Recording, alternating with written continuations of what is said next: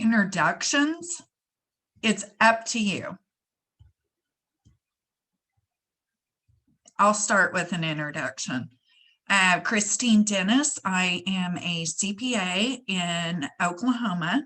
I used to audit tribes, housing authorities, all of that. 7 years ago, I made the switch to training. I am going to have very unhelpful cats jumping in and out of my screen throughout the day, and I apologize for that. We're looking at the regulatory requirements. So I am the person you come to on that. So if anybody would like to introduce themselves, feel free. I'm not going to force it. Yeah, feel free to just unmute yourself. Another thing I wanted to add was that closed captions are available for this training. And there's an option to turn that on at the bottom of your screen. Also, this training is being recorded. Feel free to unmute yourself and introduce yourself. Hi, everybody.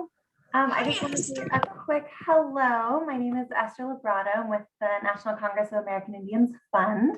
And I just wanted to pop in. I hope to join most of today's webinar and some of tomorrow's as well, but I have some other meetings. But I'm so glad all of you were able to join. I want to give a special thank you to Christine and to First Pick for putting on this training. I think it'll be really useful. So hello.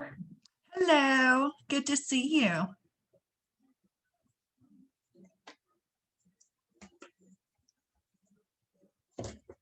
Anybody else want to?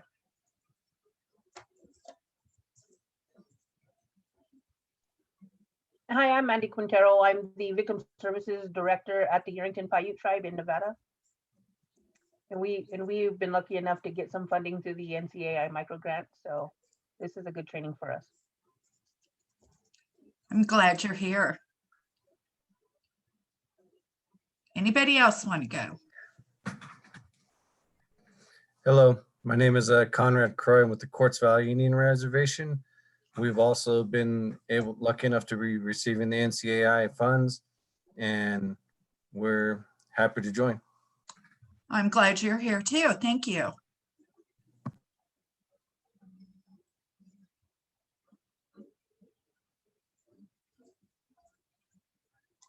All right, looks like everybody's going to be shy today, and that's okay. Let's go ahead and start talking about this. Okay, we're going to talk about 2 CFR 200. We're going to talk about how to find the information you need. I want to emphasize, you're not expected to just know this off the top of your head. What you need to know is, where do you find the information? Today, we'll be focused on financial standards and requirements listed in 2 CFR 200, including internal control requirements. I do have regulatory citations attached to everything, so you can always go back and find out.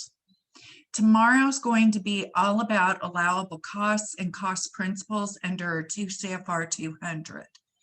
If we have time, we will also do some discussion on the allowable costs and cost principles for this specific award.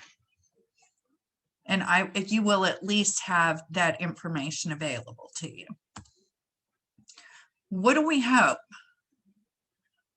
I want you to have an understanding of what you have to do to run a grant, okay? Not just OVC, but across the board. You need to know, looking at the financial reporting, how do you tell if you're in compliance? Do you need to be an accountant to understand that? And the answer is no.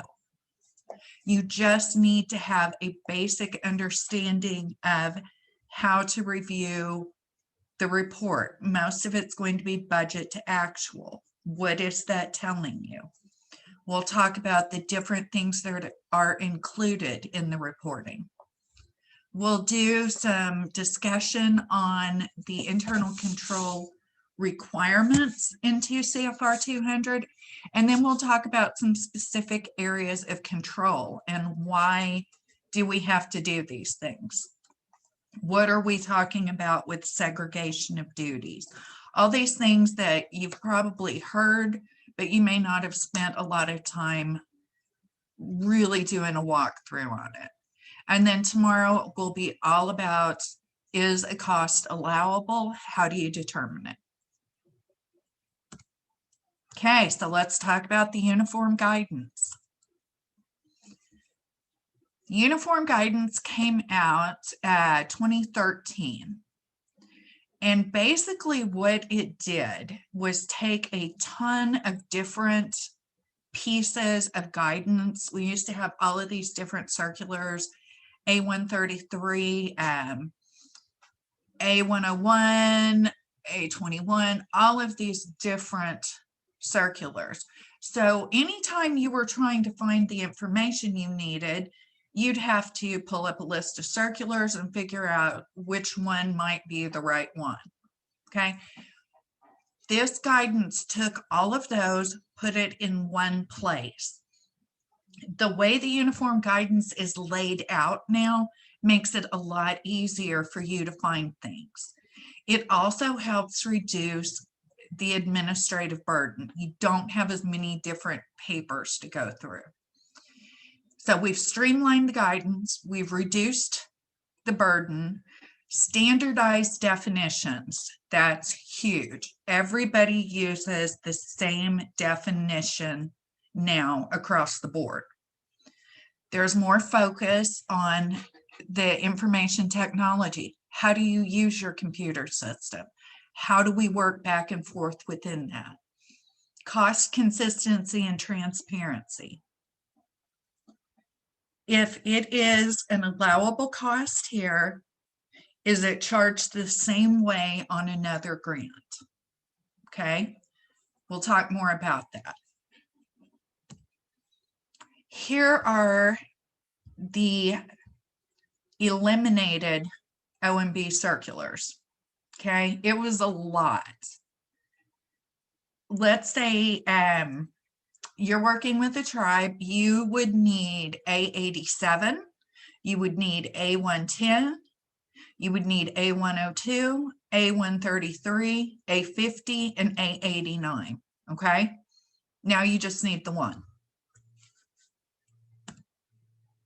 Subparts at a glance. Subpart A talks about acronyms and definitions. There are a couple of definitions that we will discuss because they come up in subpart D, which is where we'll be focusing today, under the financial requirements. Subpart B is all about general provisions. Subpart C is really helpful if you want to know what goes into the grant process from the awarding agency side. What do they look at? What things have to be included in the award? What has to be included in the notice for the award? All of those things. Subpart D is where you will spend most of your time. That is where it tells you, here's what you have to do once you receive the award. This has the financial management, it has the internal controls, it has procurement, it has bonding, it has all kinds of how do you operate the grant once it's awarded. Subpart E, that's tomorrow, cost principles. What's an allowable cost? What's unallowable? How do we know? And it gives a lot of detail on different types of costs to help you do a walkthrough of there's no way this is allowable versus this is definitely allowable versus this might be allowable based on certain different parts, okay? Subpart F is all about audit requirements. We will really not spend any time on that. The appendices section. I encourage you to at least look at it because there are quite a few useful things in there. There's discussion on indirect cost proposals. There's also a list of required contract clauses for procurements. We won't spend any time on that. And honestly, we're not going to spend any significant time on procurement because we have done other trainings on that. But again, I am always available if you have questions. And I should probably start by just putting my email address in chat.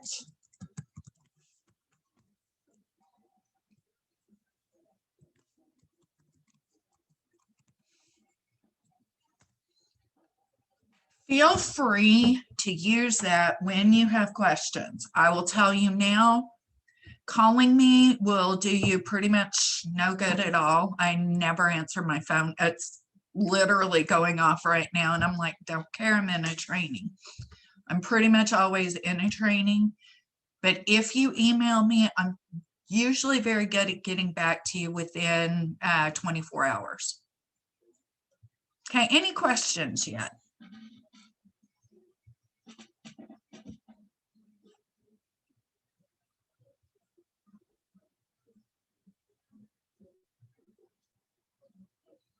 I'm watching chat more than anything. Looks like a no.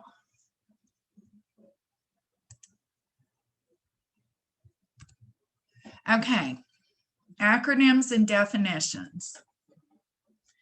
Came from all of that guidance. Trying to clarify should versus must, okay? Must means you have to do it, period. There's no discussion allowed. Should means you better have a darn good reason if you're not going to do it. Should is very strongly encouraged. And you will see a lot of should in discussion on policy requirements, that type of thing. This is a big key. How many of you are familiar with protected personally identifiable information?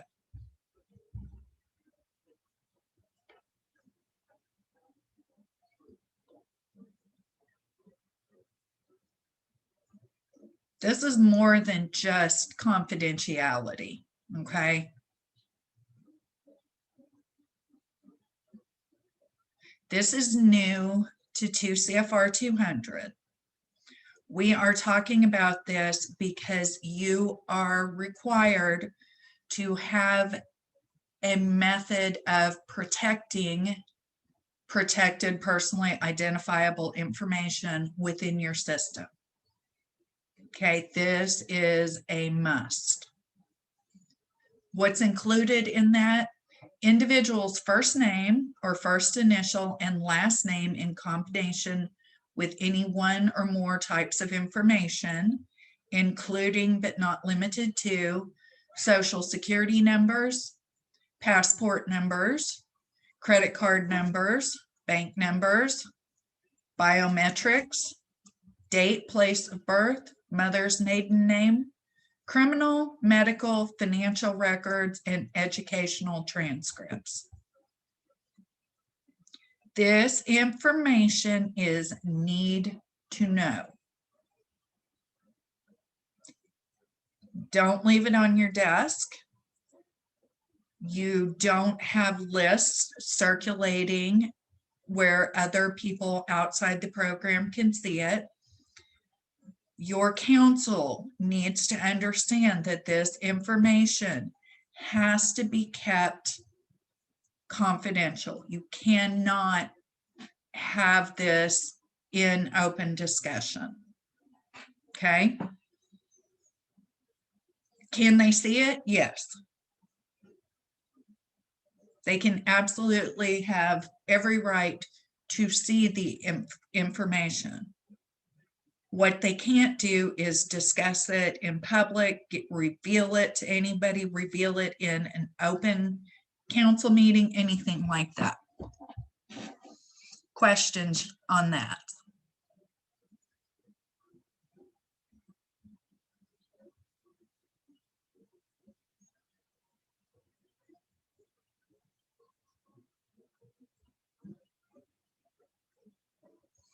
Who is responsible to teach council? Well, I'll do it if you want me to, but it should be in your policy also. And it's council's responsibility to approve those policies.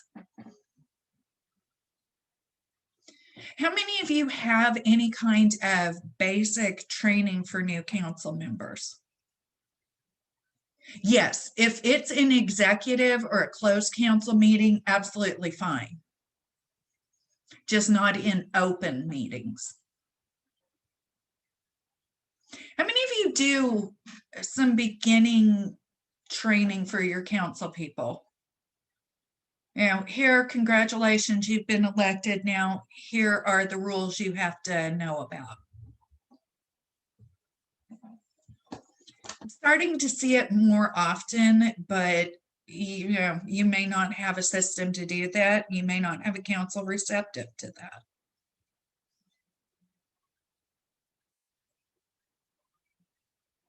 But as you'll see, as we go through things, especially today, talking about some of the financial requirements, they need to have an understanding as to what specific responsibilities they have, because the grant comes to the tribe. The tribe as a whole is managed by council, therefore council has a responsibility to have a basic understanding of the requirements. Linda, did I answer your question or not?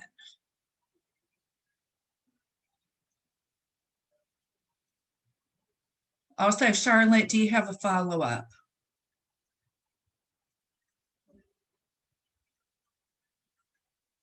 Part of your training system, part of your internal control system, all of those policies and procedures count as a system? That's a really good question.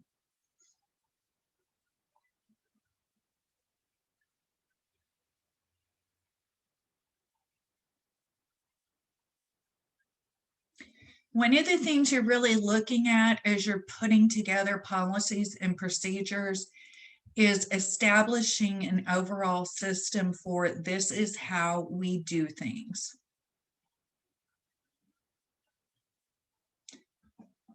We establish a personnel policy because this is our system for hiring people. This is our system for firing people, for paying people, for promoting people. All of those things have to be spelled out because everybody has to be treated the same way. You haven't seen a training for council? Again, not everybody does it. I'm a big fan of it because, again, I used to be an auditor. I want your council to understand everything. I'm probably wanting them to do more than they have to do.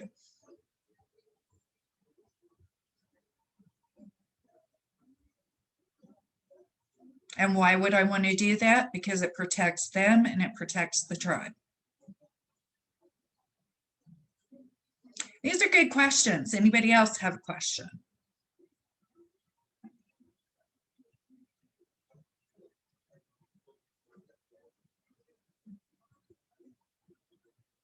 Okay, you will see protected personally identifiable information again today. Charlotte, did that answer your question about systems?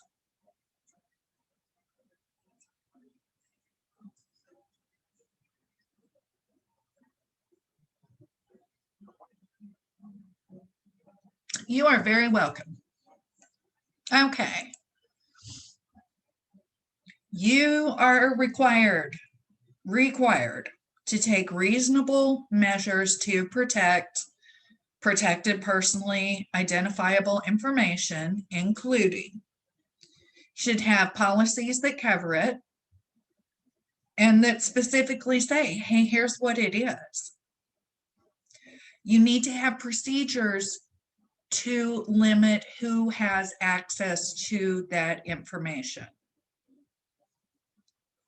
This is one of the reasons you should have password protection, password access.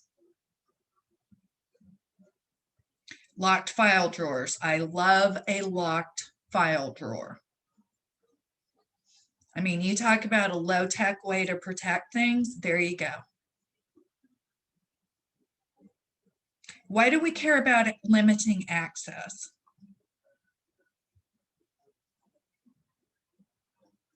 Not everybody needs this information. The people who do need it should always have access to it. Here's where I'm going to get on my soapbox for you too. With passwords. If you have your password on a sticky note on your computer, do you have password protection? You do not. If you have your password on a sticky note under your desk calendar right next to your computer, not password protection. If you call, do we have anybody named Susie in here? Joey, do you see a Susie? Okay, good, because I'm gonna pick on Susie today. Susie's our scapegoat today for everything. Susie calls you because she needs to get into a screen for some reason and she doesn't have access. So she calls you up and says, hey, what's your password so I can get in and take care of this for you? And you tell her that's not password protection. Questions?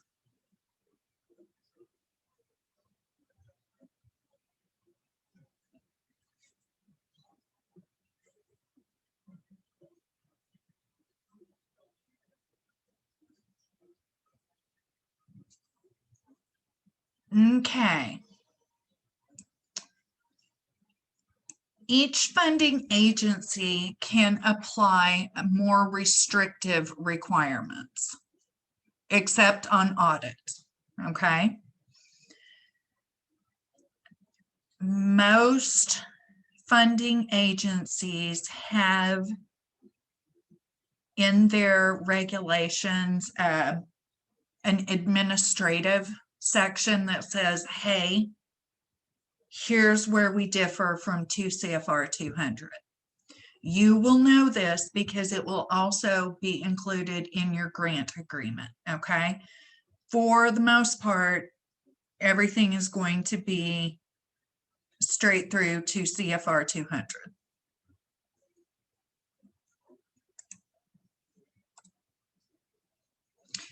There are mandatory disclosures, including violations of federal criminal law potentially affecting a federal award.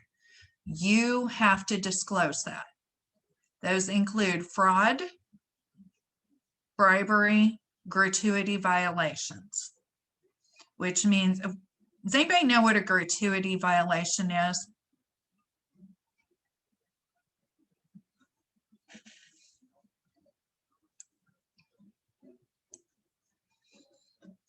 That's part of the procurement. You have a conflict of interest policy in procurement. And part of what is required in there is a statement that anybody who is involved in the decision-making process or the administration of an award cannot accept anything of value. Okay, can you accept a box of donuts? Yes. Can you accept Cadillac Escalade with cashmere floor mats, which actually happened? The answer is no. Questions on that?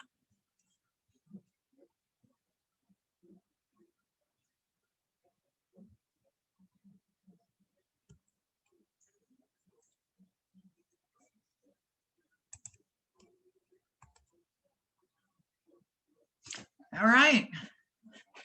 Let's get in to subpart D, the post-federal award requirements.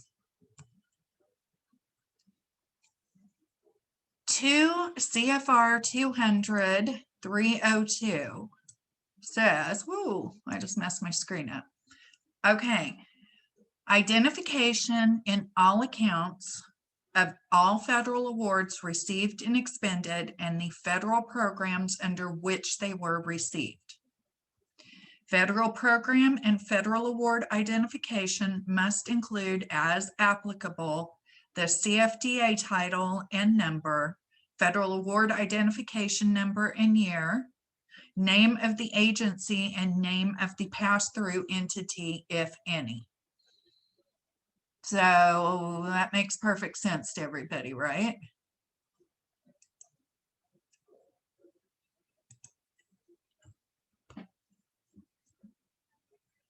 What is that telling you in general? Every award has to have its own financials. Can be combined, but you have to be able to pull it separately. You have to identify by grant, by funding agency, the money you received and how it was spent.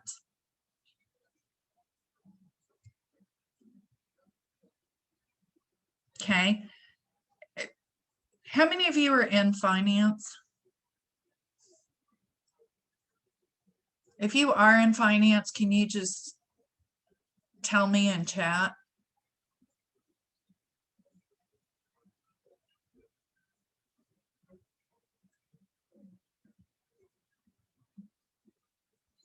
Got 2. Is anybody else in the finance department?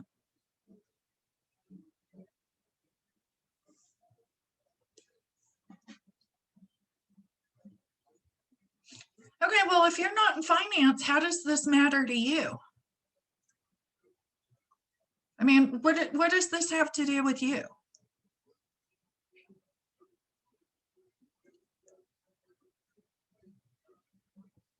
As you're going to see as we go through talking more about the financial requirements and internal control requirements, if you are the program director,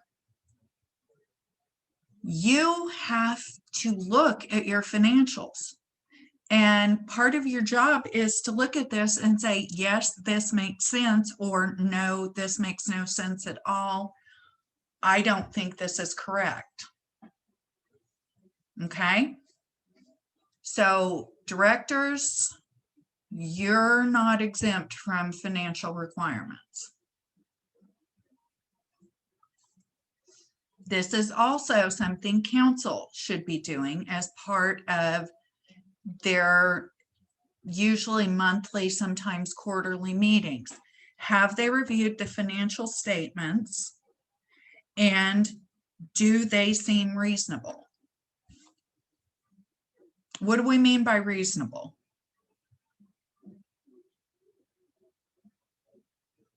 Based on what I know, this appears to be accurate. Could it be off a little bit? You know, could we have a $50 charged to the wrong line item? Yes. But is it reasonable even with that $50 error? Yes. Okay. Finance is producing the reports. In most cases, directors or program staff are the ones who are coding those invoices. Why would they be the ones coding?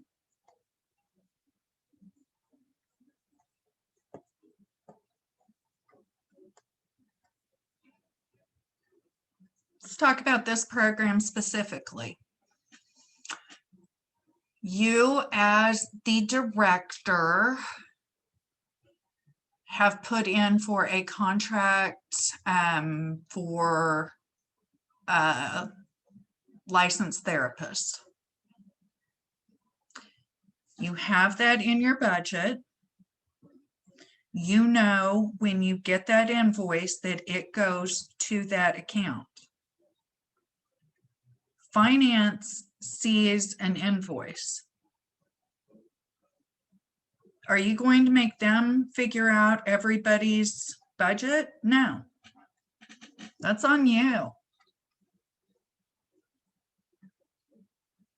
Does that make sense?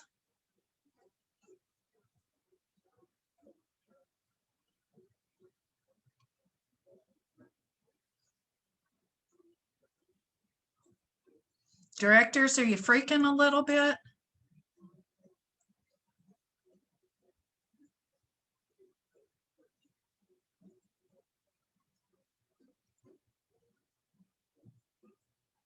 You developed this budget. Good. I'm glad it makes sense. Yeah, you're the one who developed the budget. I'm over here in accounting. I'm dealing with, 8 different grants. I don't know. But you do. And could you still make a mistake? Sure. And that's where we have the check of finance produces reports for directors to review. You know what you did in the program. You know you spent, you bought your passenger van to transport people to and from court.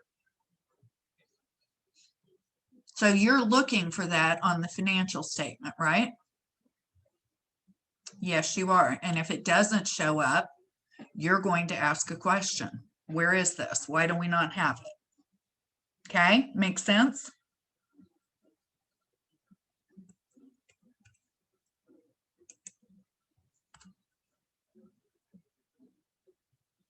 Okay, this is basically an overview of a financial management system. Again,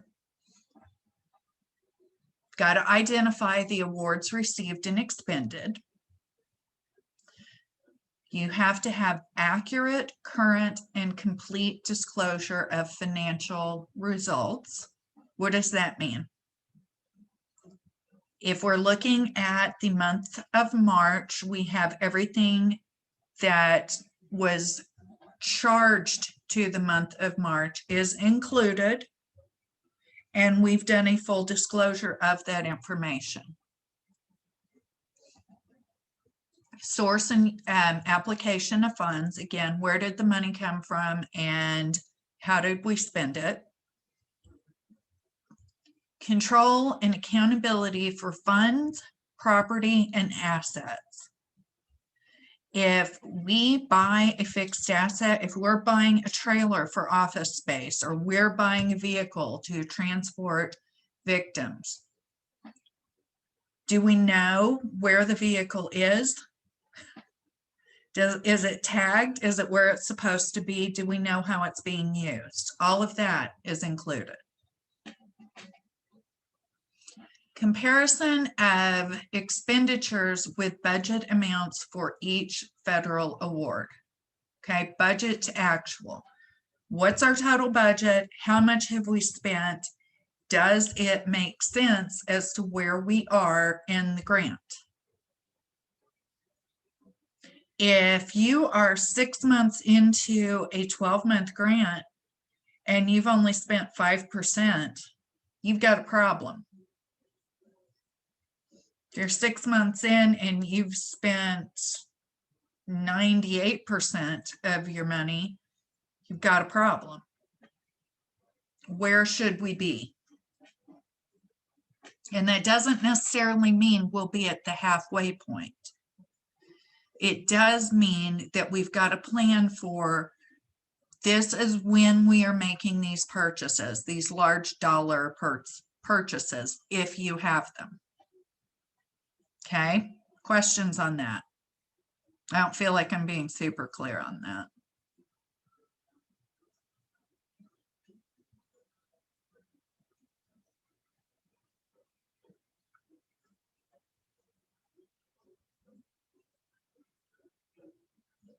Maybe I was.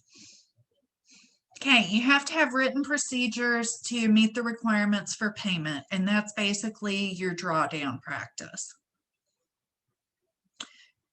This is a big one, and this is a new requirement. You have to have written procedures for determining the allowability of costs in accordance with 2 CFR 200 subpart E. What this is telling you is you have to have in your financial management policy a statement as to what kind of review is involved to ensure that each cost charged to the grant is allowable. And we've already answered that. What's the answer?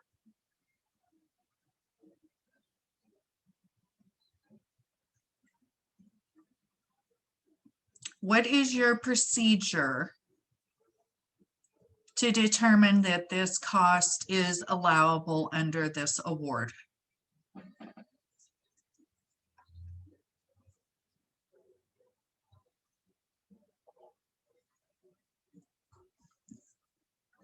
Anybody want to take a stab at it?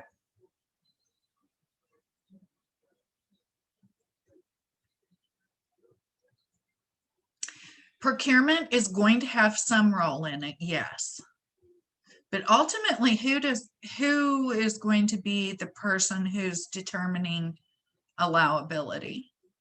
The answer is your program director. Think about it. They develop the budget. They know what costs are included in the budget. Therefore, after they review the reports produced by finance, that is them doing a review to see this is an allowable cost under this program. You need more directors attending this training. And that's kind of a standard issue. That's why we're offering it. Everybody hears finance and just goes, oh, that doesn't apply to me unless I'm in the finance department. And that's not the case. The financial management is everybody's responsibility, because what's your goal? To assist your tribal members. How are you doing that? Developing programs, getting grants, determining what kind of services you need and how you're going to get those services out into your public, okay? If it was an approved budget item in the grant app or an approved budget detail, yeah, but who's going to know that? Is that finance's responsibility? Yes, oh, good point, Esther, thank you. We will be doing this again in May.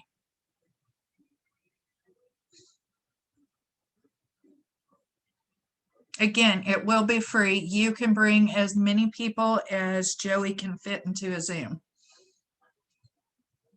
And I don't know that there is a limit. Yeah, Mandy, you're exactly right. It's your responsibility. You're the director. You've developed this. Finance is your check on this by making sure that all of the dollars have been put into your grant. And now it's your responsibility to make sure that those reporting items are correct. Did that go to payroll, or should that have been a contract service? Was this supplies? Should we have gone out for procurement? You know, all of these things. You need to have that understanding. Do you have to know how to enter it into the computer? No, absolutely not. Do you need to know debits, credits? You do not. What you need to know is this is what I bought. How is it showing up in the financials, and where are we in our budget to our actuals as of end of the month? Okay, does that make sense to everybody? If it doesn't, now's a real good time to ask questions.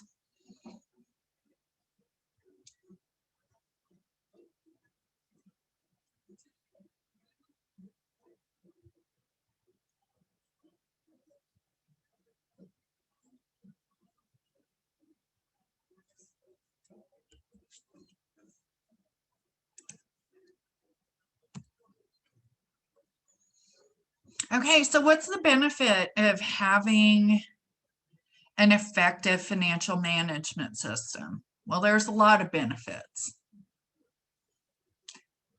Long-term financial planning is huge. We know we have these grants. How are we going to spend them? Helps you accurately organize your activities and achieve your objectives. When you put in for a grant, you say, here's what we're going to do. And now, how do you prove that that's what you did? Through finance, through budget, through your narratives on the reporting. What did we do? How did we do it? This is huge. Demonstrates accountability to the tribe and to your federal awarding agencies. You have a responsibility to show your tribal members, this is what we're doing. Here's how we are trying to make life better. You have to show your awarding agency, we can be trusted with grants. Look at how well we did running this one. So it's okay to give us more because we can handle it. Make sense?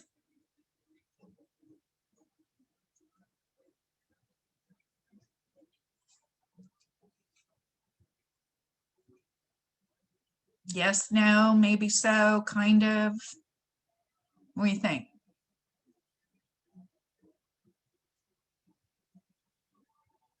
We got one yes. Got two yeses.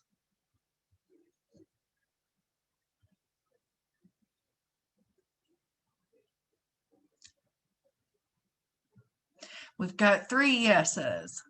Conrad with the dot, is that a sort of, or yep, that makes perfect sense? Because if you've got a follow-up question, we're here. Oh, perfect, love it. Okay, so here are the system elements. Okay. Everything starts with the award. We have to know what award we have, what's its grant number, what's it for, what's the information that is allowable that tells us what we're expected to do. And where do you get that? Where does that start?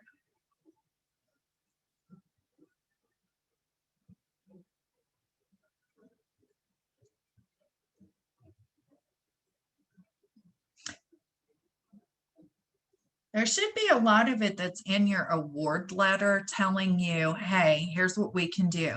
How many of you know what CFDA stands for? We've mentioned it in passing.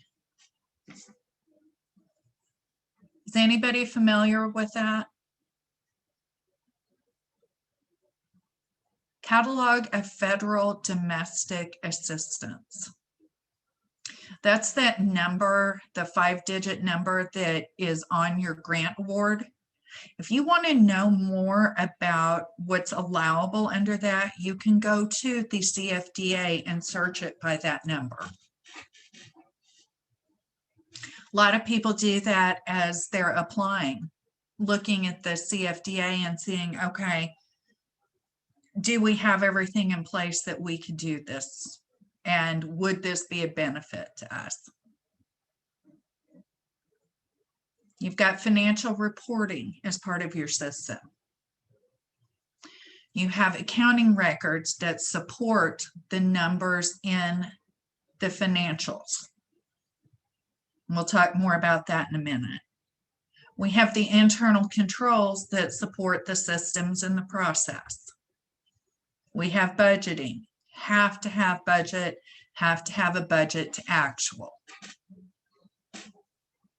Cash management and payments. I'm going to make this real simple for you. This grant is reimbursement, okay? Which means you do not have cash management requirements on here because you will not have cash drawn down in advance and held on hand. You will only get reimbursed after you've made the expenditure.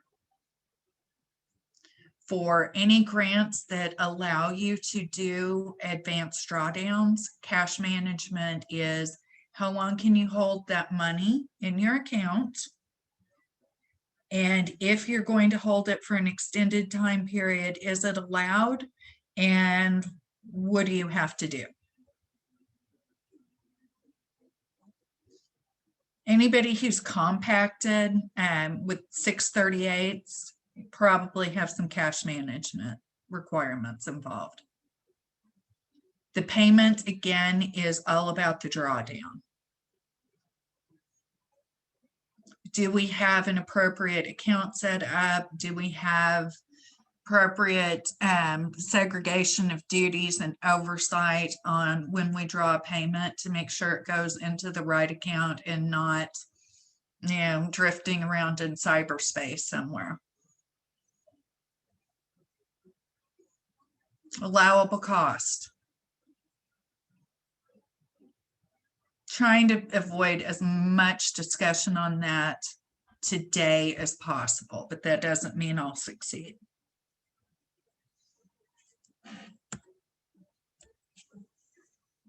Okay, I don't know why the little button on my system does not want to work.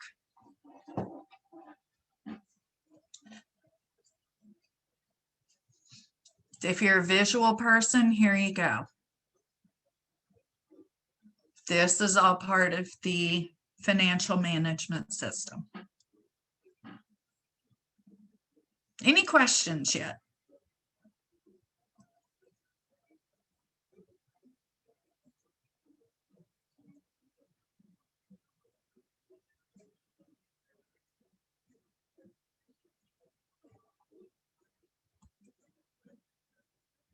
Okay.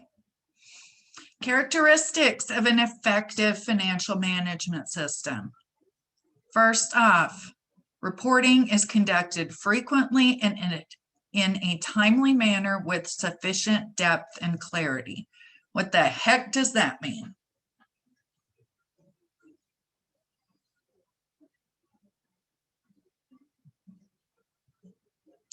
Directors should be receiving financial reports at least monthly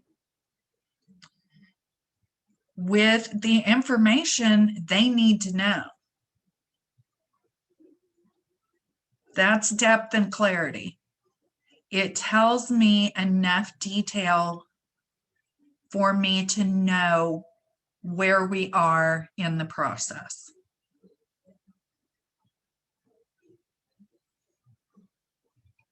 Okay, roles and responsibilities related to fiscal and financial management and accounting are clearly defined. Backup personnel are trained and available for use when needed. What does that mean?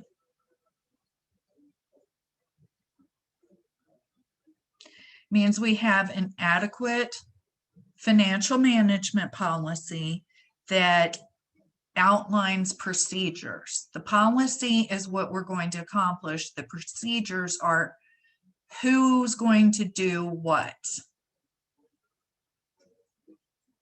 We have adequate people. We have an adequate number of people available for segregation of duties and to complete the tasks. A lot of people have found holes in their system, you know, in this shutdown. Don't be surprised if you have, and don't be embarrassed. Let's talk it through. We'll figure out what you need to do. Budget comparisons are done for the current year and current quarter. I would also add current month. Capital expenditures are reviewed and analyzed. What's a capital expenditure?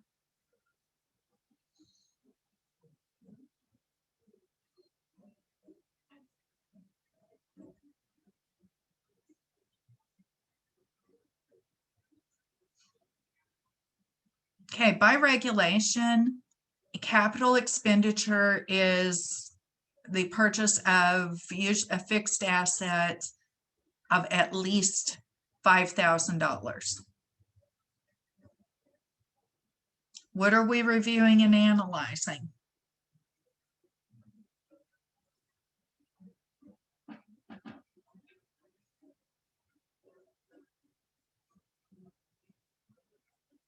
Well, the first thing you should look at is, was it in our grant? Is this an allowable cost for us, or did we just, get a little bargain shopping crazy?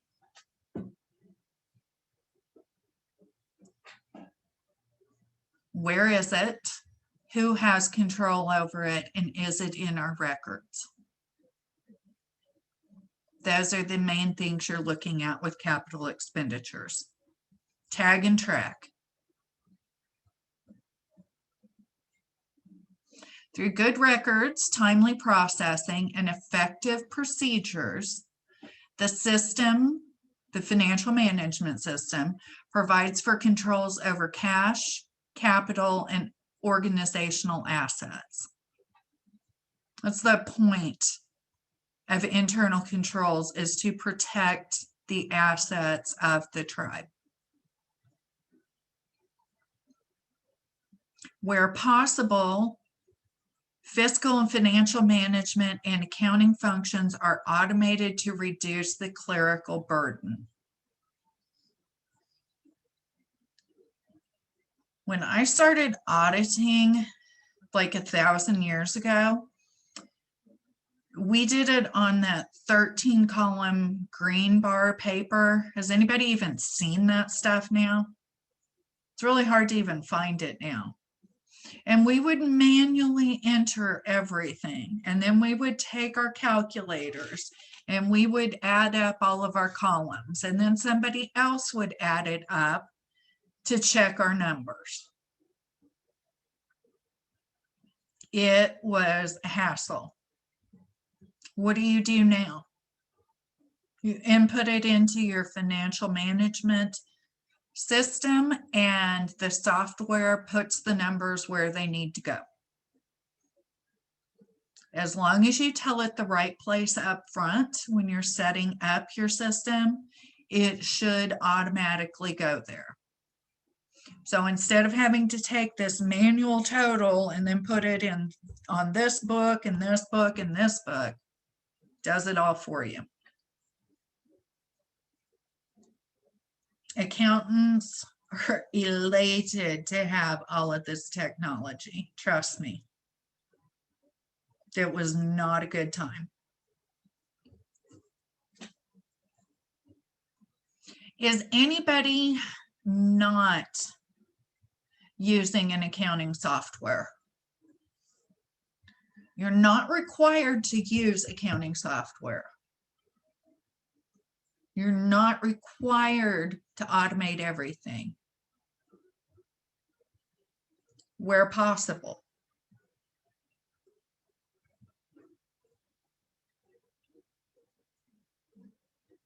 What do you think?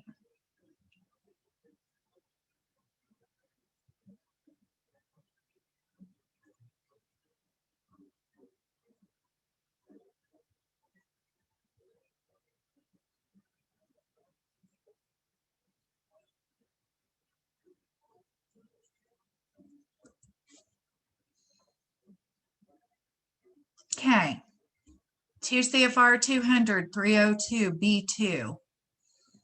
Accurate, current, complete disclosure of the financial results of the program in accordance with the reporting requirements in the financial reporting. You're told in your grant what reports you have to file. Because this is a sub-grant for most of you, I think for all of you, you're probably not filling out the SF 425, but you are submitting the information back to NCAI for them to be able to do that, okay? 200-3023. Maintain records that identify adequately the source and application of funds. Records must contain information pertaining to the federal award, authorizations, obligations, unobligated balances, asset expenditures, income, and all be supported by source documentation. If we do a drawdown, we have documentation of that drawdown hitting our account. We have documentation as to who requested it, how much was requested. Here's the support for that amount. It is in our approved budget. We do have the grant funds available to draw, and that we have made the drawdown. Any questions on that?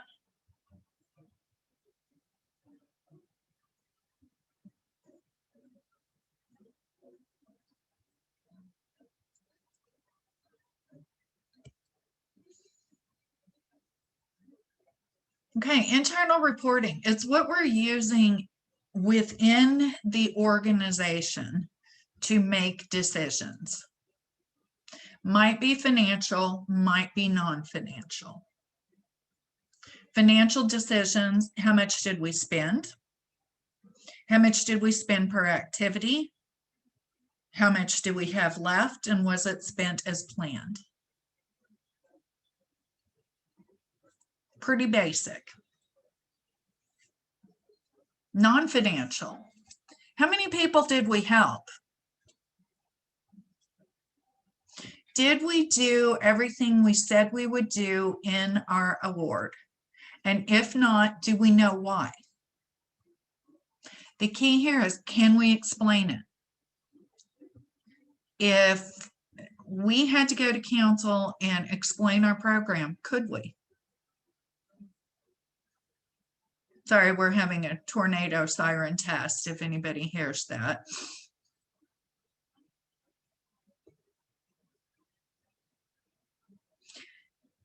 I mean, not every grant is going to go perfectly. But can you explain what happened? And that's the key. Do we understand what happened, and do we have a plan for how we would improve on the situation?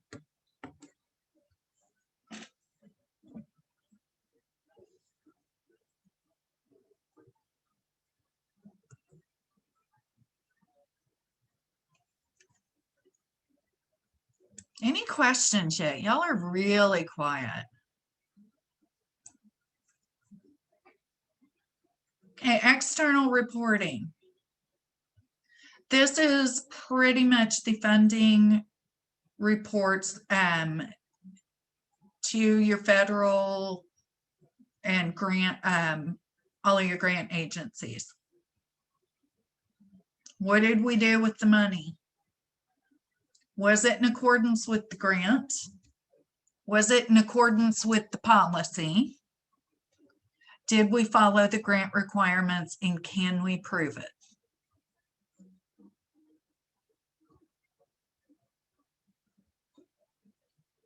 I want to kind of sit with that for a second. Can you prove it? How do you prove it?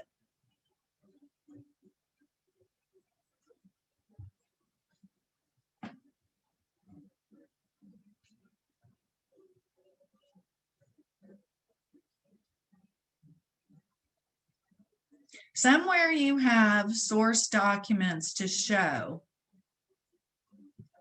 here's the grant, here are the requirements, here are our policies, and here are the files that show where we did everything we were supposed to do. We reviewed to show that it was an allowable cost. We reviewed the fixed asset capital expenditures to make sure that it was done and that whatever we purchased has been tagged. We know where it is, who's got control over it. We were doing a procurement. We followed our policy and we have a file that shows all the backup documentation. Because trust me, if you're doing anything more than a micro purchase, there's a bunch of paper involved. Those of you who are purchasing vehicles or trailers, office, that type of thing, there's a lot of documentation that's required under 2 CFR 200.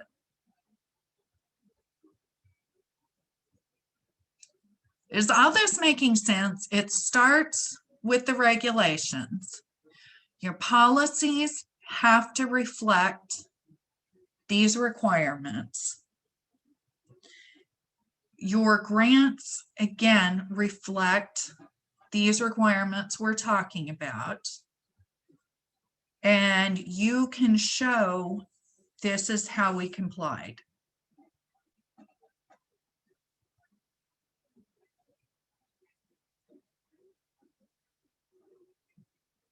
And again, whose responsibility is it to verify that a cost was allowable?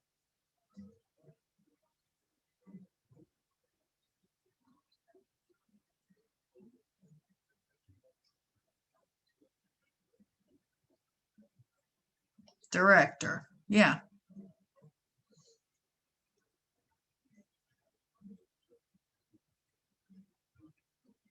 The director is the person most likely to have had the direct communication with the funding agency to discuss these things.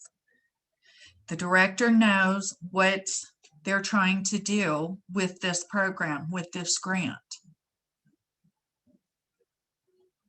Finance supports that.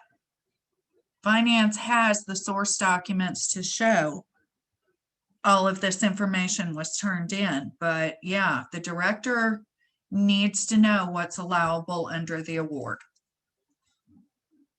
Questions? Comments? Anything yet?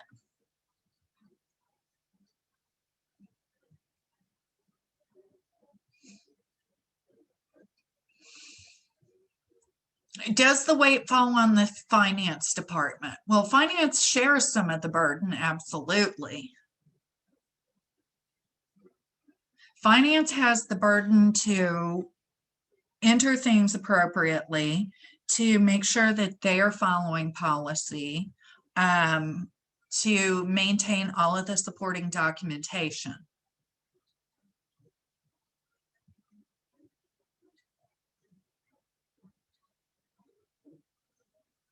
You know, it's a team effort.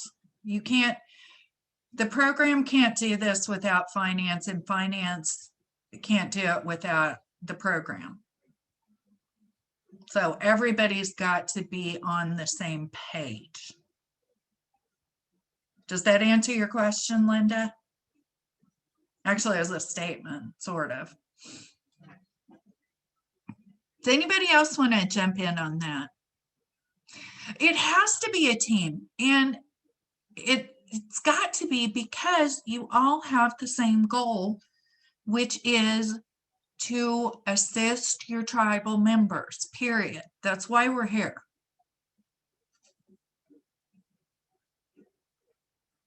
If your goal is not to provide assistance and support to your tribal members, you need to take a step back.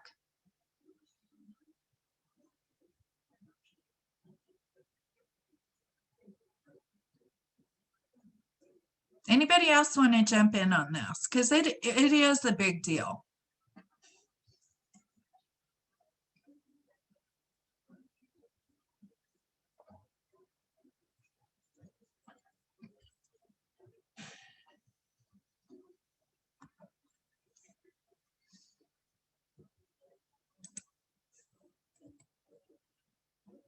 Okay. Standard financial reports include SF 425. That is the reporting to your funding agency. Current month and year-to-date expenditures versus budget.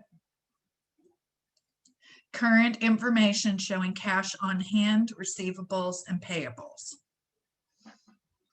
How much money have we drawn down?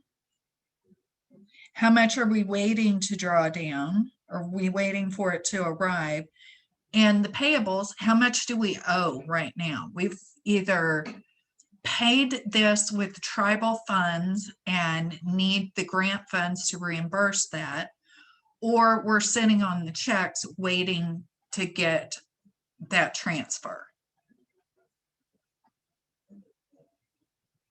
You need to know, how much do we have coming in? How much do we have going out?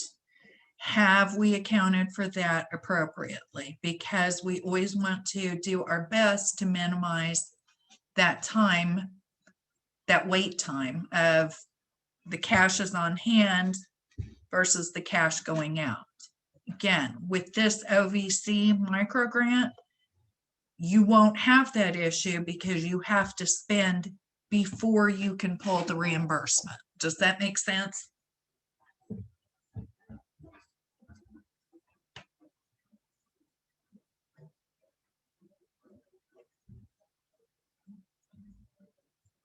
Yes, no, maybe so. Kind of, we're ready for a break. What's, any of those could be the correct answer.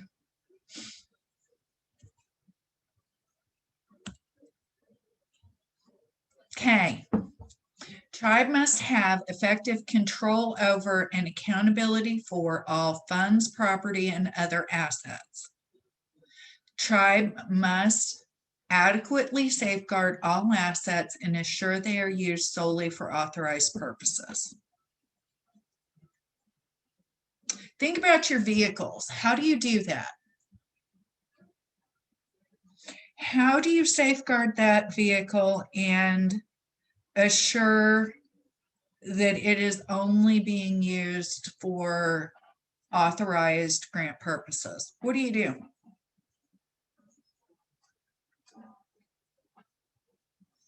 And this isn't rhetorical, so I'm going to sit here until somebody volunteers some info.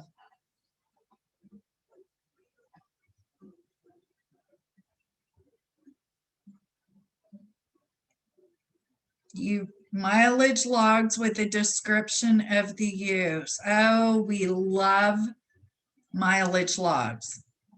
Why is that important? Because if you've purchased it with these grant funds, you have to prove that you're only using it for this grant. So you document, yeah, first off is you have a policy that says only this program can use this vehicle.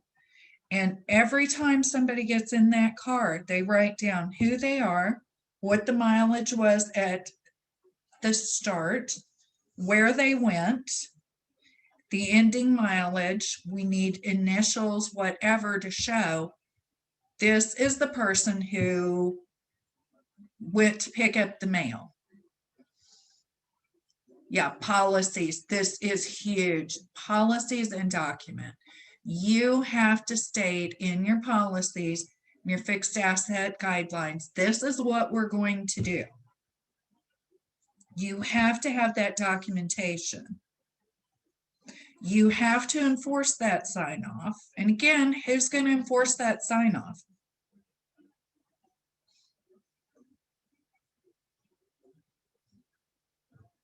Yeah, I took the tribe's vehicle, but I was just running, a mile to the post office. Sorry, I forgot to include that mile.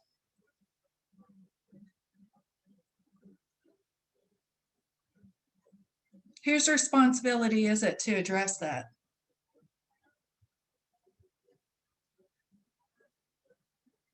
Director. Yeah, director.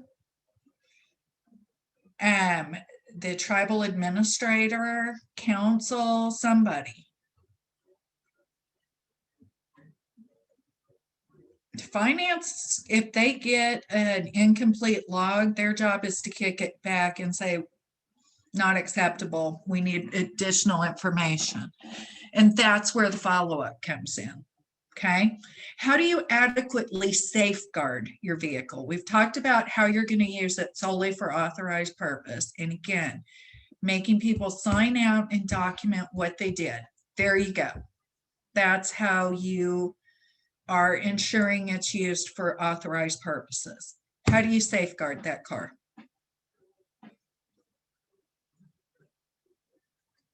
How do you know your staff's not going joyriding all weekend long? Because who doesn't want to go joyriding in a passenger van, right?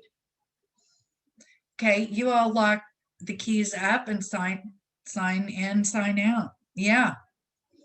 What's another thing you can do? How many of you have like a locked gated area for your motor vehicles?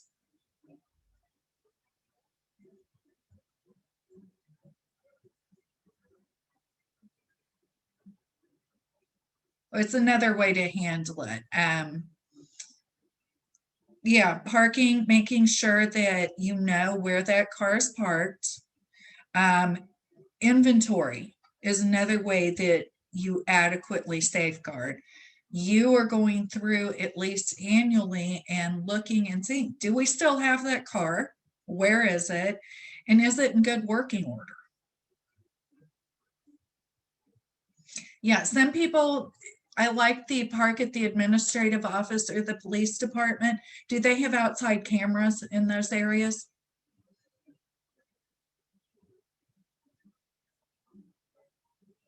Yeah, that's usually the reason for that, is so that you can keep an eye on it. If anything happens, you can pull tape and go back and find out what happened.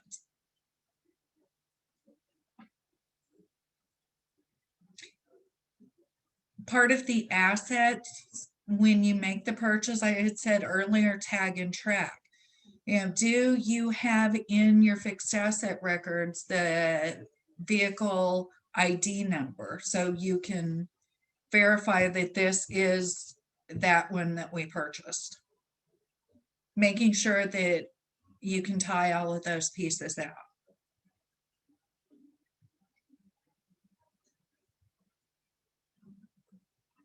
Yeah, good job on those.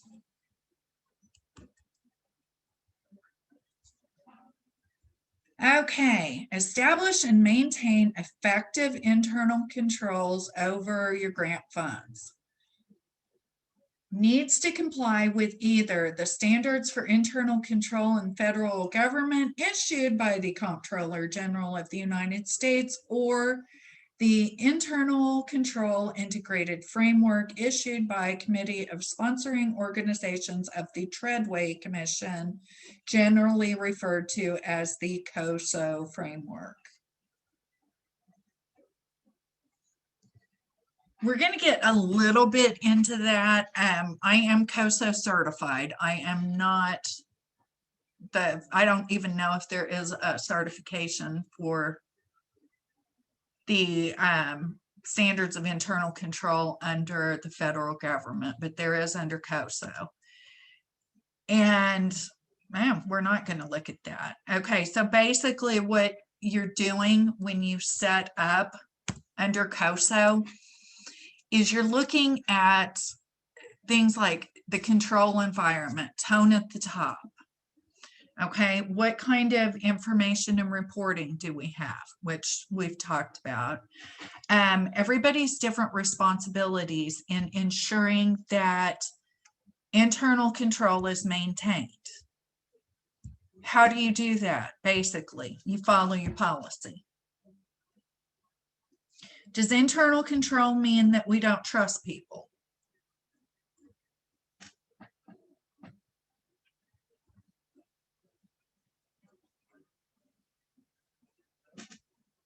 What do you think?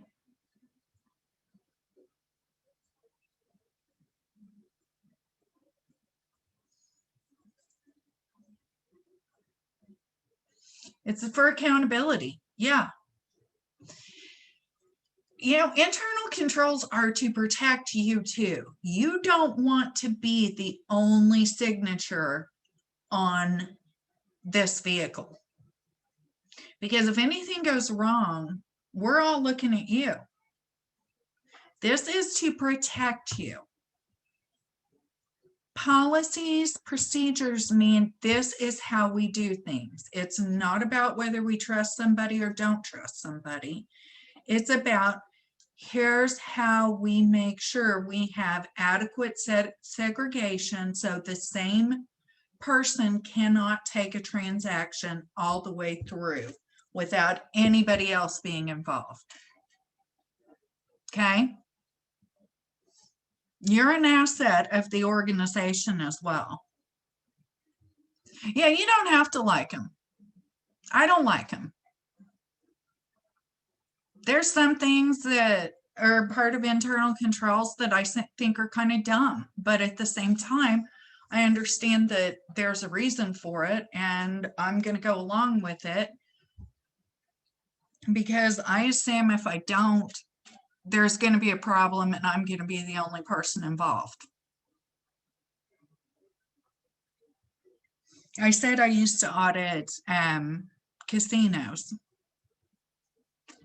And obviously, really big cash controls on that. Okay, did I think it was stupid that before I could go in the vault, I had to change into a jumpsuit with no pockets and everything? Yeah. Did I do it anyway? Yeah. Anytime I touched money, I had, you know, when you go to the casino, how they wash their hands. That's, you know, and show of hands. There's literally nothing up my sleeve. Did I have to do that every time I was in counting a cage? Absolutely. Do I think it's dumb? Sometimes. Do I understand why it's important? Yes, I do. So I do it anyway. Okay, makes sense?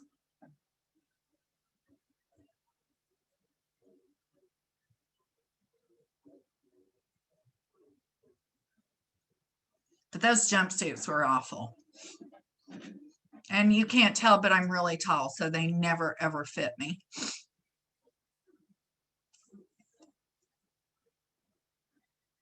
Okay, any questions?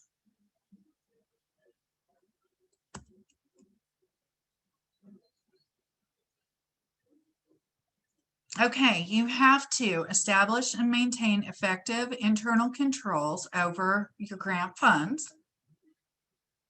You have to comply with federal statutes, regulations, terms and conditions of the federal awards. You are responsible for evaluating and monitoring for compliance. You are required to take prompt action when instances of non-compliance are identified, including audit findings. And here you go. I told you you'd see protected personally identifiable information again. You are required to safeguard protected personally identifiable information and any other information the awarding agency considers to be sensitive information. Okay, that's a lot.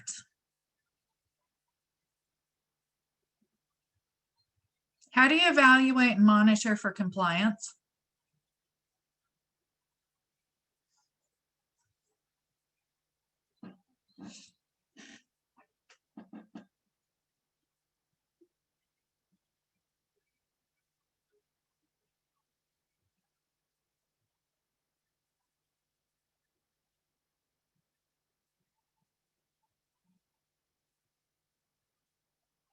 I mean, this is 2 CFR 200 303. You have to do this. How are you doing it?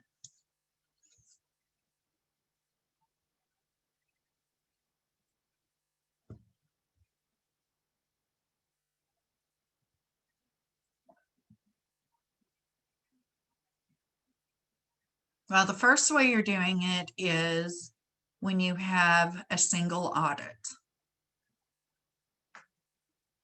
which is what you have to do.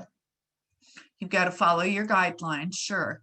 Do any of you have an internal audit department?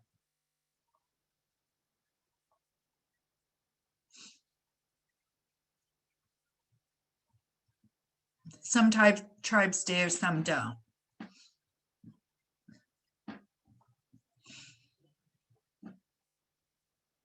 Okay, one of the ways you can evaluate and monitor for compliance if you don't have an internal audit department is, maybe every quarter go back through and look at any big transactions you had.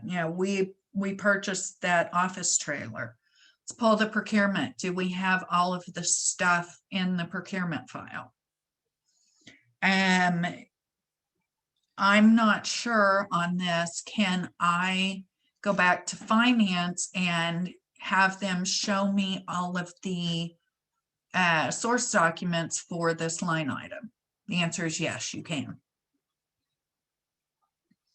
Did somebody sign off? If you are going to do gift cards with your program, are we doing an inventory on that? And are they being reconciled monthly? All of these things are ways to verify you're in compliance. What does our policy say about protecting personally identifiable information, and are we doing that? What have we done to address our audit findings? When you have an audit finding, you always have a response in there called corrective action plan. The corrective action plan is the tribe's response to the finding stating, here's what we're going to do so it doesn't happen again. Is anybody following up and seeing, have we done that?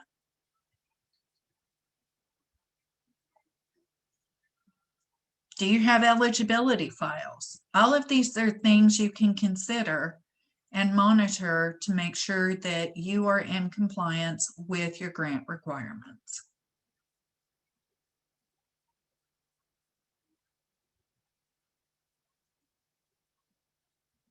Any questions yet?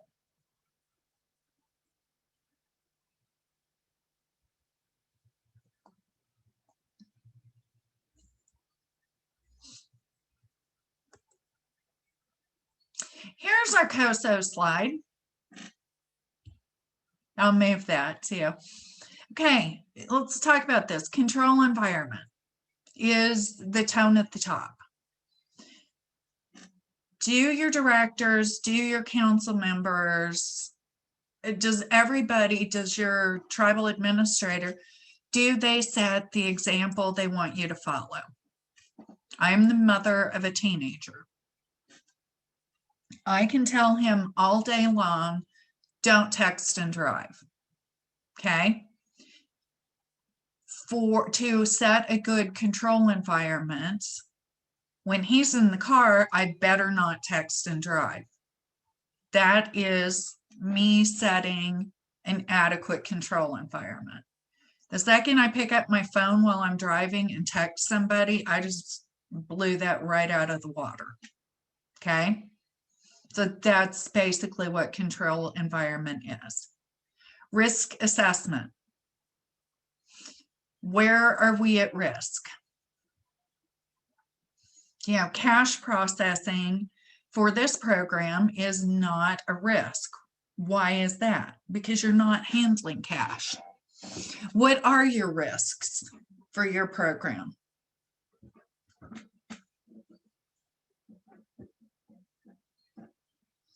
Because everybody's program is so different, it's hard to kind of come up with a general risk assessment. I would say ensuring that maybe eligibility, that everybody who is assisted is eligible.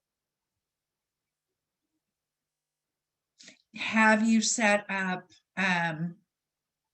policies or checklists or something to ensure that somebody is eligible when they're served?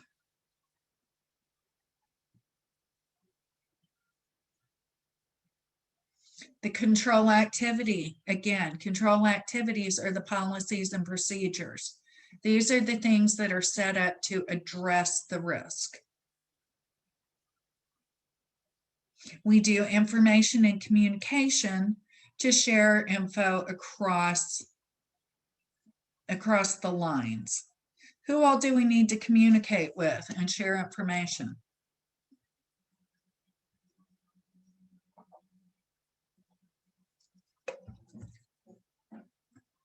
Program directors. Who do you need to communicate with?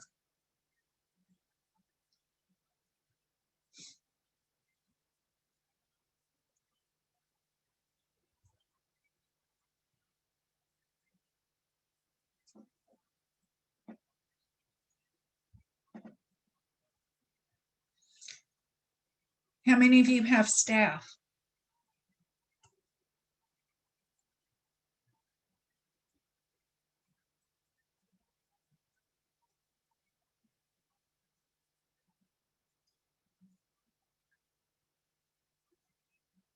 Tribal admin, council,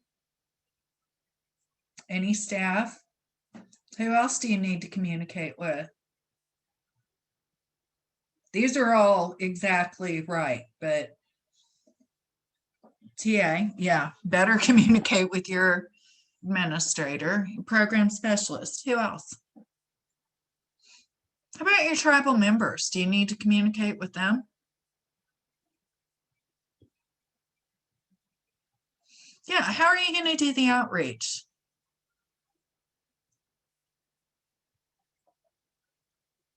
Yeah, and you may not be giving personal information, but you still have to communicate some kind of information to them. The same with your tribal members. You've got to let them know, hey, this is available for you. Here's how you would become a participant in this program. Here's what we can do to help you. You have to communicate with the funding agency, in this case, NCAI. What's your communication with them?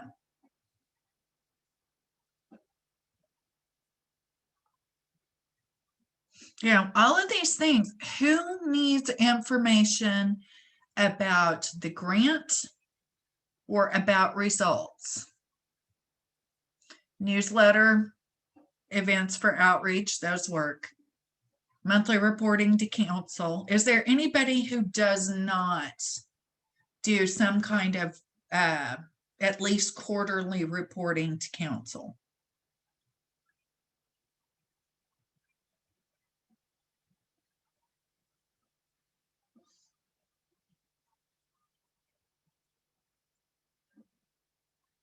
Yeah, it looks like everybody does and should. You've got to get the word out to your tribal members. You've got to have communication with your staff. How are you going to let them know that these are things you learned in this training? How are you going to make sure that they understand the policies and procedures that you have in place? Do you talk to them about where do they think there are some risks? And it's not just, in this particular program, safety risks are going to be something to consider. Where is our staff at risk? Where are our clients at risk? How do we address that?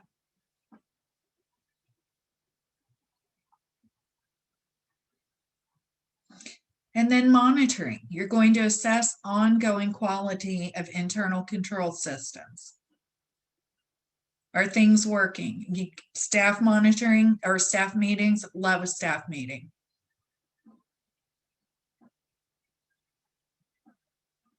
It's so important people have the opportunity to ask questions. And it's really important that they have the opportunity to express concerns, because if you have staff, they've got ideas, and by all means, let's take advantage of that. Because they're seeing things from a different perspective. Let's bring that in. Only good things will come of that. And then the monitoring is assessing, are we getting things done? And if we aren't, what are we going to do about it?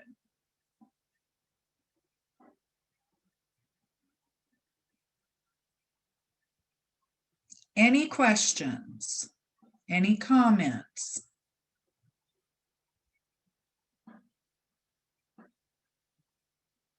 What do you think? Is this at all what you thought it was going to be today?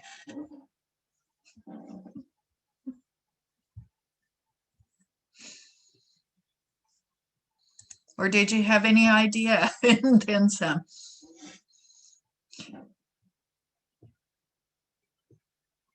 Again, this is the organization, and you've got to look at your part with your program, plus how does that impact the entire tribe?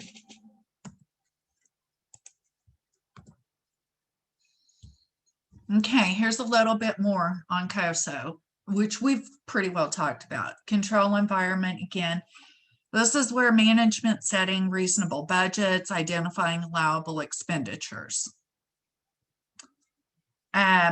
Risk assessment, managers and staff are required to use written policies and procedures as guidance to identify the allowable or unallowable costs. Oh, question, will you get a copy of this PowerPoint? Absolutely. Joey, did we not send those out? This was kind of strange. We had a lot of very last minute registration. I mean, we added what, 4 people today before we even started today. So Yes, we'll send a copy of the PowerPoint with the follow-up. there you go. Thank you. Okay, so we're talking here again about assessing adequacy of internal controls over activities for an allowable versus unallowable cost. We've identified what's allowable. We've set a reasonable budget. We use our written policies and procedures to guide us. What else can we use? And should use? Now would be 2 CFR 200. Everyone who works with grants should have a copy. For the most part, you will only use sections D and E, but it's still good to have that information.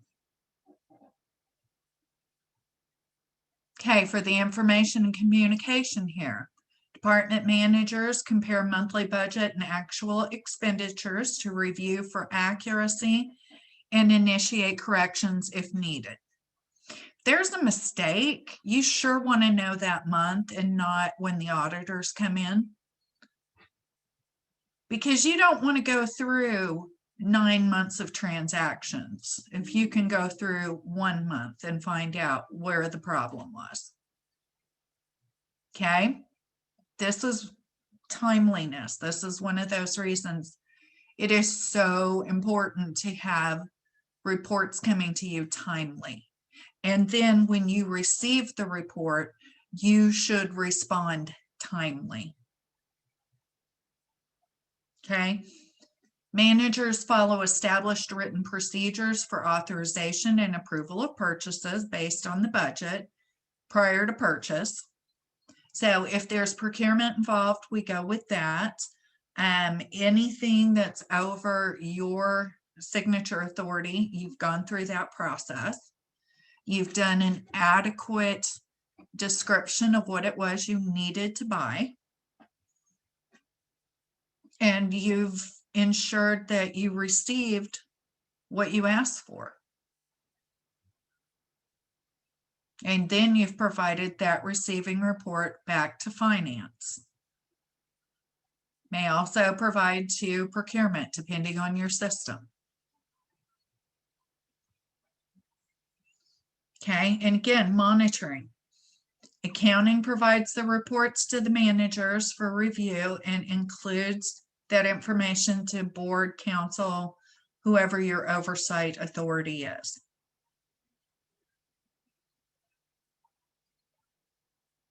Okay, again, this is the basic COSO framework. All of these elements are involved in an effective internal control system. Any questions?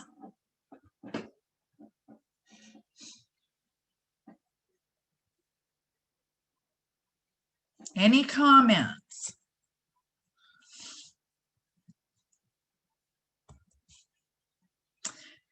Okay, before we get into this big internal control section, why don't we take, how about a 15-minute break?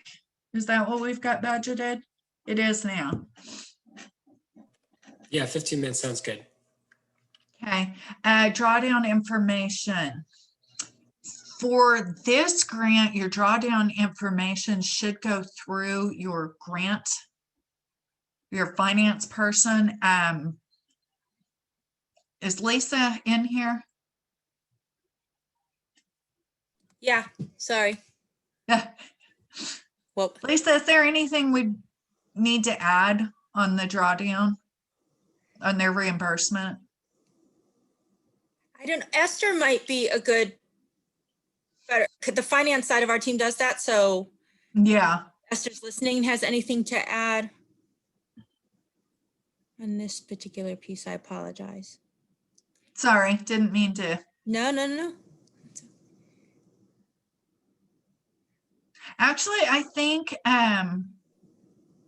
most of the finance staff is going to be in here tomorrow, so let's see if we can pick that up then. And I'm making a note myself to ask about that.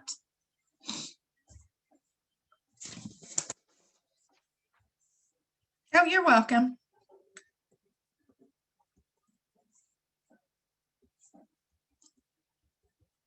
Haven't started the 15-minute clock yet. You're fine.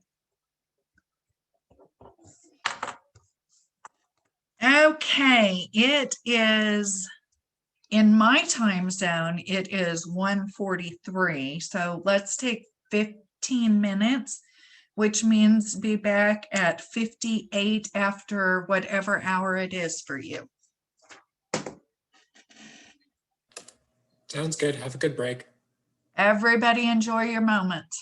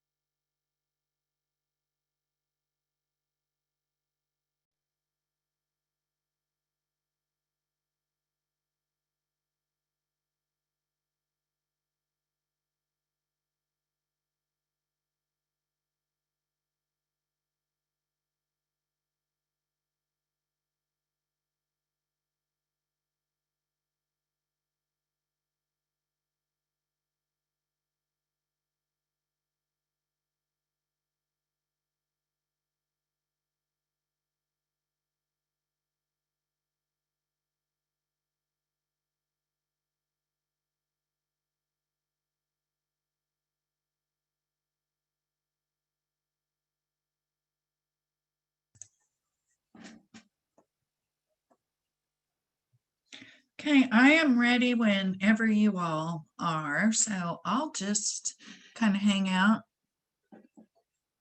Oh, got one.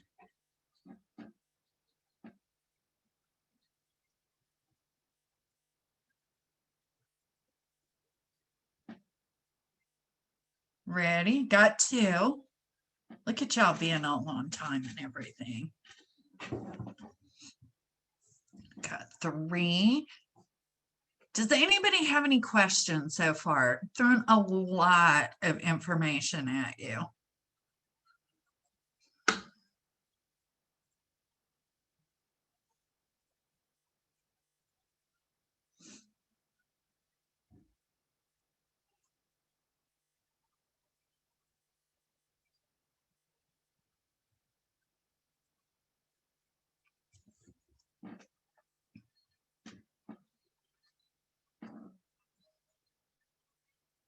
Okay, so let's talk about creating a control environment. How do you do this? You have policies, you have procedures, and everyone has to follow them. Most tribes have some kind of an ethics policy as part of their personnel policies. Do you all have that? Just a basic, you're here to represent the tribe when you're on the clock, you're doing tribal business. You're not giving out information that shouldn't be given out. You're protecting all protected personally identifiable information. You're following conflict of interest requirements. You may have a nepotism clause in there where you cannot supervise any of your own family members. To create a good control environment, everybody signs off that they understand it, everybody follows it, and anybody who doesn't follow it faces disciplinary action.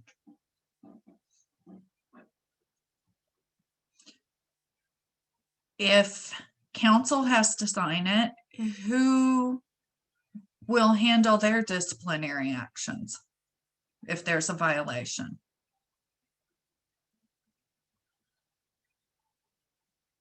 And the correct answer is council will. Positive peer pressure is what we're going for here.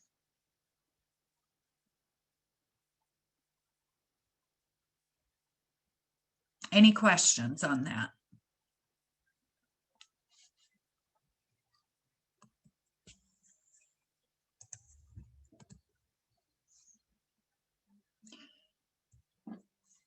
Well-designed policies and procedures are the biggest thing you can do to enforce a good control environment. Helps you safeguard assets, promotes reliability and integrity, ensures compliance, and promotes efficient, effective operations. Okay, so how does the piece of paper do that?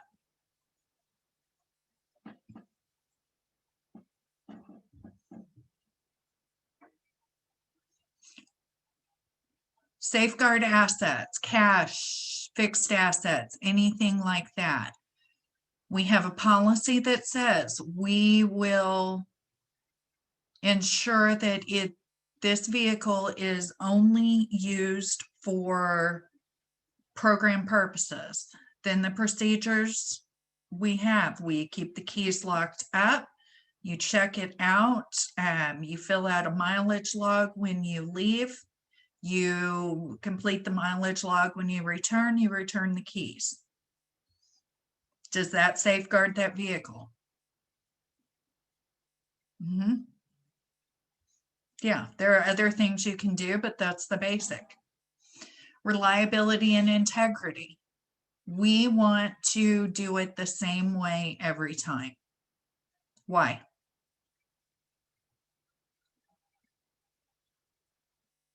Why is that important? And that really hits the next three. Why is it so important that we do everything the same way?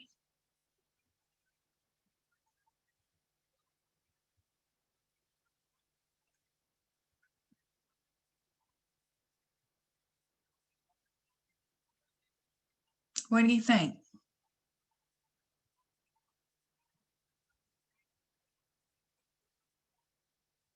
Compliant with regulations. That's a big one. We have to consider all of these regulations, the grant requirements, 2 CFR 200, all of these have to be taken into consideration when we design our policies and procedures. So if our policy complies, then it's important that we comply with our policy. What else?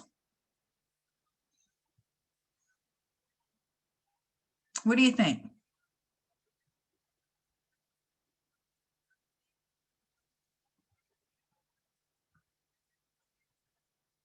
How does this promote reliability and integrity?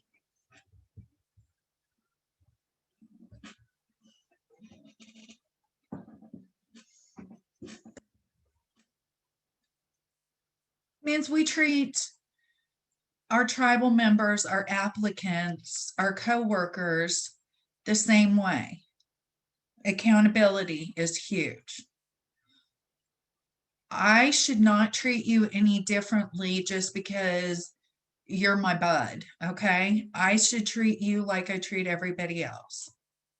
Fairness, yeah. Accountability and fairness, I think, are both very important here. I would also add objectivity. It doesn't matter who you are, you will get the same standard of care that everyone else will. I don't have to love you to treat you right. It also promotes efficient and effective operations. How? How do we become more efficient if we're following our policy? We're not reinventing our process every time something happens. We've got a document that says, here's what you do. And that's where we go. How do we process this application? How do we ensure that this person gets assistance? How do we document everything to show this person was eligible, as was this person? Should be in your policy. Does that make sense?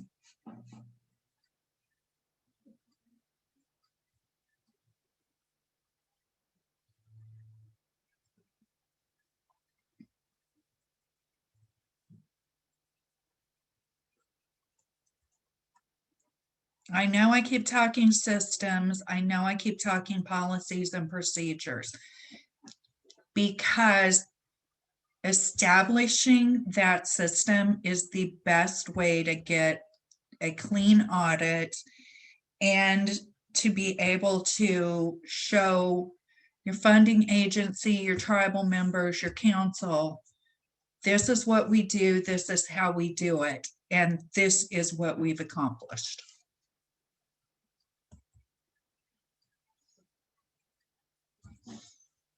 Okay, internal control systems are either preventative or detective. Preventative means we keep bad things from happening with our policy and procedure.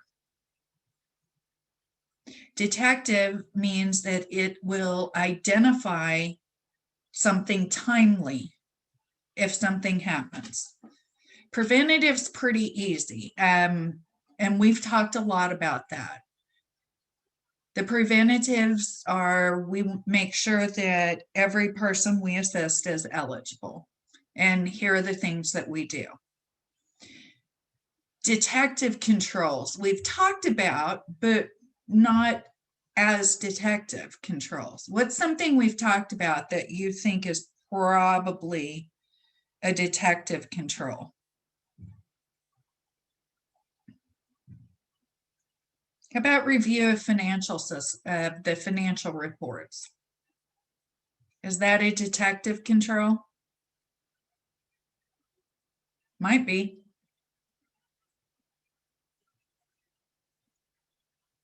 If a knowledgeable person is reviewing the financial statements and there's an error,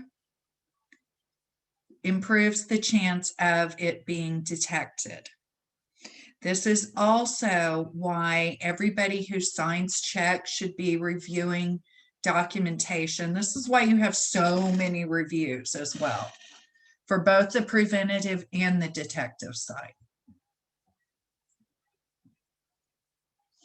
I mean, stuff's going to happen. We're human. We are not perfect beings, no matter how hard we try. What we're trying to do is set up a system that if something goes wrong, we find out about it in a timely manner so we can fix it.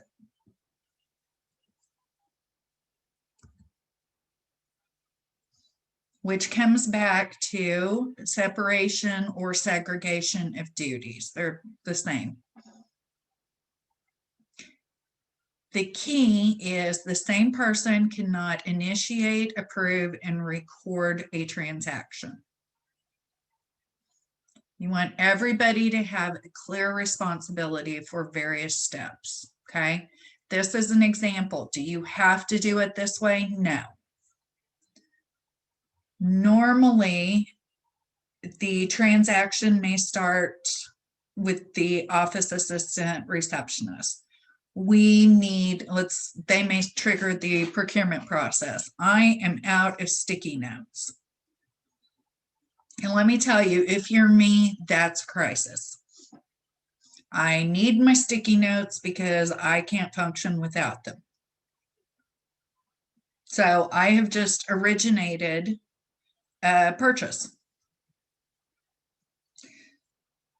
Bookkeeper, somebody is going to review it and verify we have the funds available, it's in our budget, and it's allowable. Tribal administrator may be the person who reviews it and says yes. For office supplies, that type of thing, probably the program director, maybe not, depends on your system. They're going to say, yes, Christine, you may have a new packet of sticky notes. So then somebody is going to purchase them. They're going to be received. The same person who makes the purchase, let's say I'm the office assistant, I have initiated the transaction. I have not approved it, but I am going to call and place the order. Is that okay? Yeah. There's somebody else who has been involved in approving it. I initiated the transaction. I made the purchase. And now I'm going to pick up my sticky notes. Do we have a problem? Should somebody else be receiving them?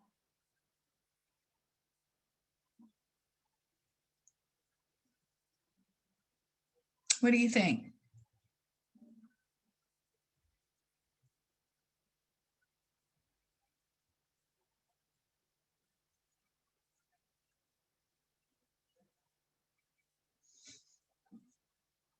Receiving is part of the recording of the transaction. I'm accepting that we have completed this transaction. If I ordered the sticky notes, should somebody else do the receiving report? Yes. Because that's now part of our supplies. So we have a receiving report. One of my coworkers signed off. Can I explain what a receiving report is? Yes, I can. With supplies, when you make the purchase, there's a receipt, or if they are being delivered, there's the receipt in the box that says, here's what you ordered and here's what we have sent. And what you want to do when you get that receiving report is somebody should look and see, did we get everything that's on this report? And that person should sign off on it. And then it would go to finance with the purchase order to show we ordered it, we got what we've requested, and now we are ready to pay it. Did that answer it?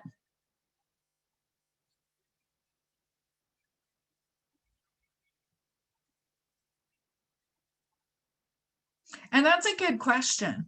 So the original person who ordered it should receive it? No. We want somebody else to, because how do you know that I'm not? Yeah, you're correct. And the reason is because I could order 200 of these things, and if I received them and there's additional ones in there, how would you know? And the answer is you would not.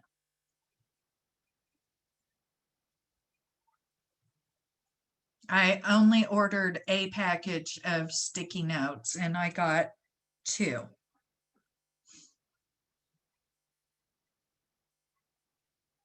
But I'm going to take the other one and say, nope, we only got 1. So recording the transaction. We're recording both a receipt and the payment. Who is going to record the payment?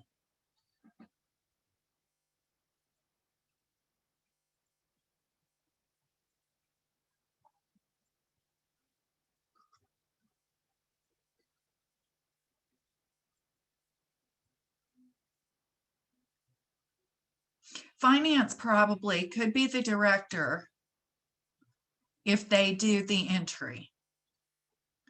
But finance would get the full packet of, here's the purchase order for my sticky notes. Here's the receiving report that they have been received, so that when the invoice comes in, you have the information to pay it.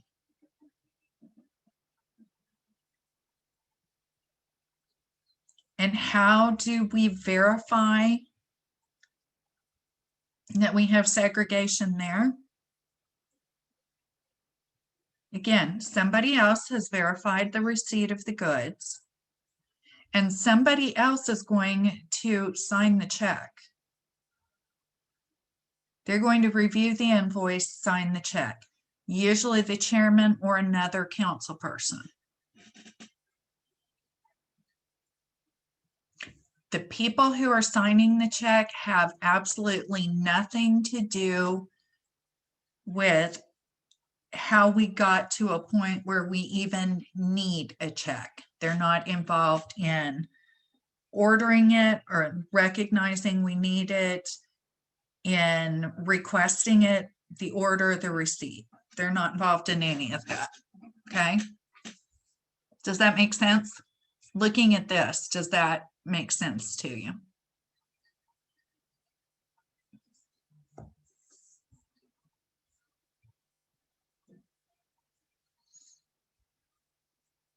If not, we can go into more detail.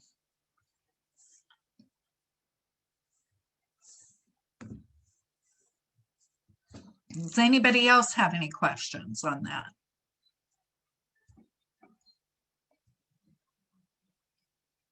And everybody's initialing as we go to show we had multiple people have reviewed and agreed that This can happen, and it did happen. It's an allowable cost and it's been received, and we are ready to pay the bill.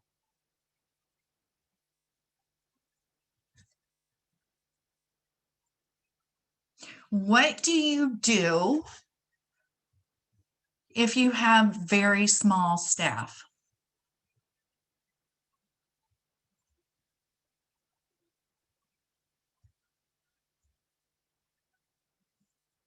Does anybody have like a real wear lots of hats? Good answer, but no. What do you do if you don't have enough bodies?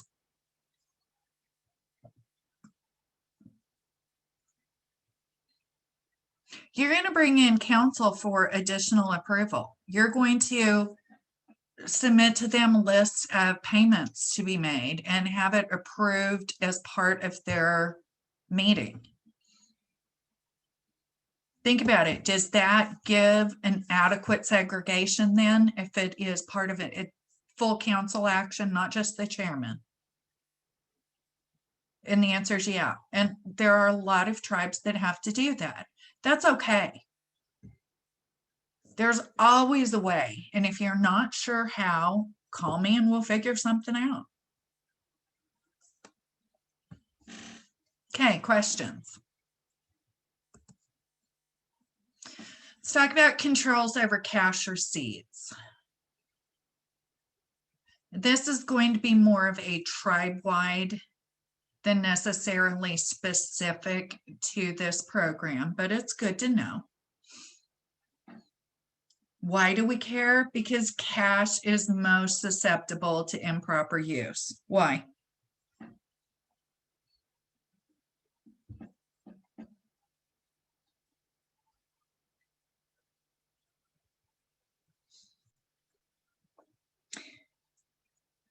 If I'm going to be a dirty dirt bag, am I going to steal a car or am I going to steal money?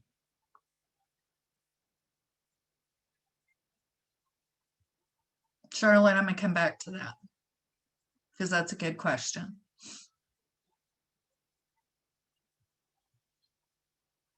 Am I going to steal cash or am I going to steal the car?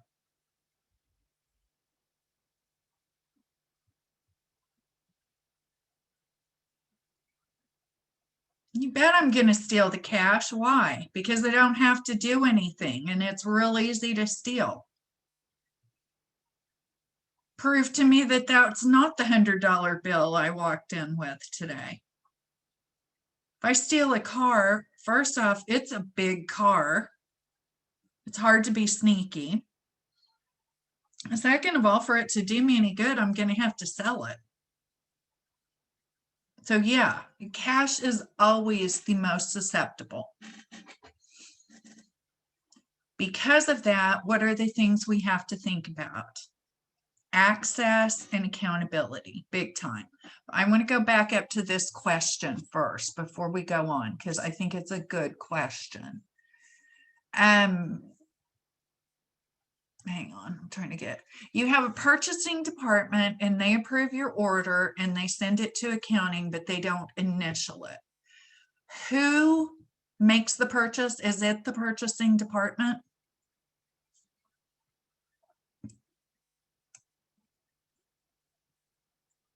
Did they initiate the transaction?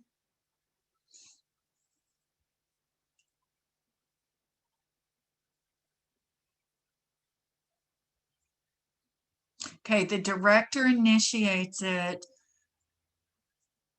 Purchasing makes it, finance has looked at it, correct? To make sure that it's in the budget.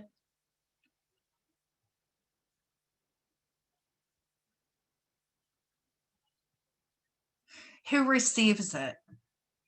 Who does the receiving report?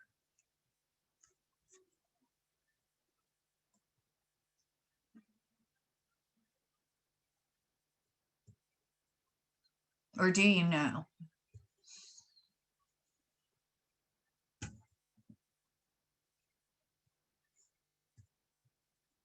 Director does so the director's initiating the transaction and receiving the transaction.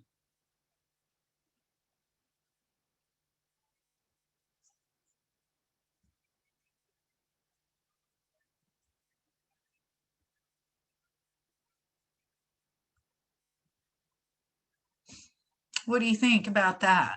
You think that has the potential? Oh, the receptionist receives, perfect.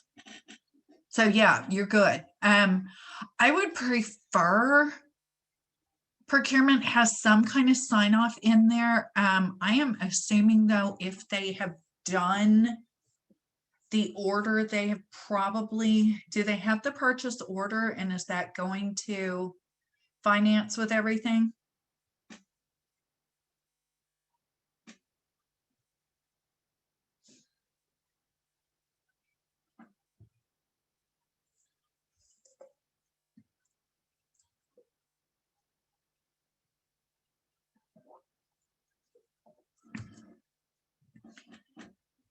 Are they initiating through the system? What I'm looking for is there some way to show who initiated the transaction? If it's an automated system, it should be under their login.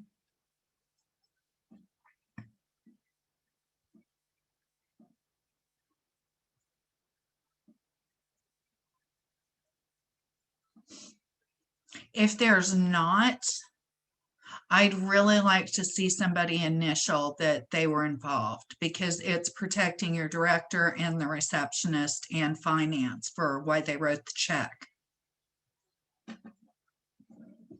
But if it is into your accounting system and it's part of the reporting system, director would get the PO, should be multiple part PO.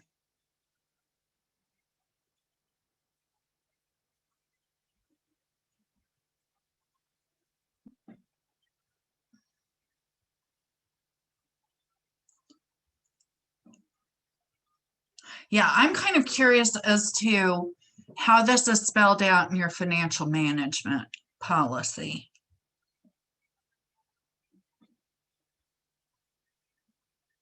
Because that may have the answer.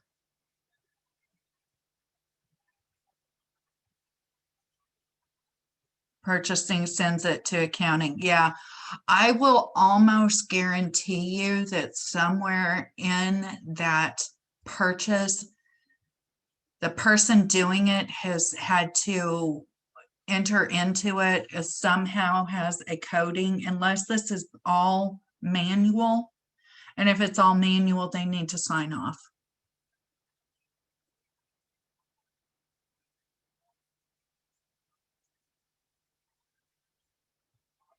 And when I say sign off, I mean just initialing it is adequate. Just somewhere on the face of the document showing that another person has been involved in the process. Nobody's trying to do anything sneaky or shady. Because again, you're not just protecting the cash of the tribe, you are protecting the employees of the tribe.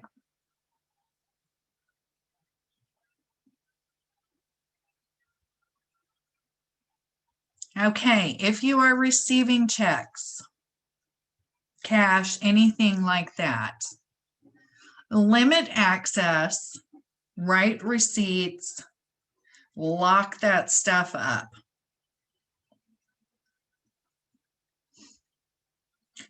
Make sure the bank statement is being reconciled monthly. That's a big one. Why? Why is it so important to monitor your bank statements and make sure they're reconciled?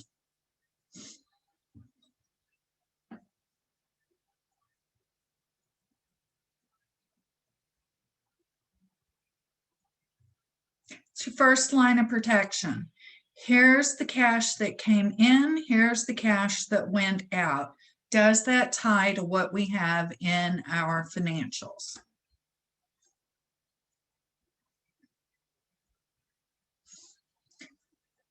The reason it's so important that you do this timely is because if there is an error or an irregularity, that you know, the bank has a responsibility for it up to a certain point. So this, again, every story I'm going to tell you is true. Had a situation where the person at the bank was stealing from the deposits. Okay.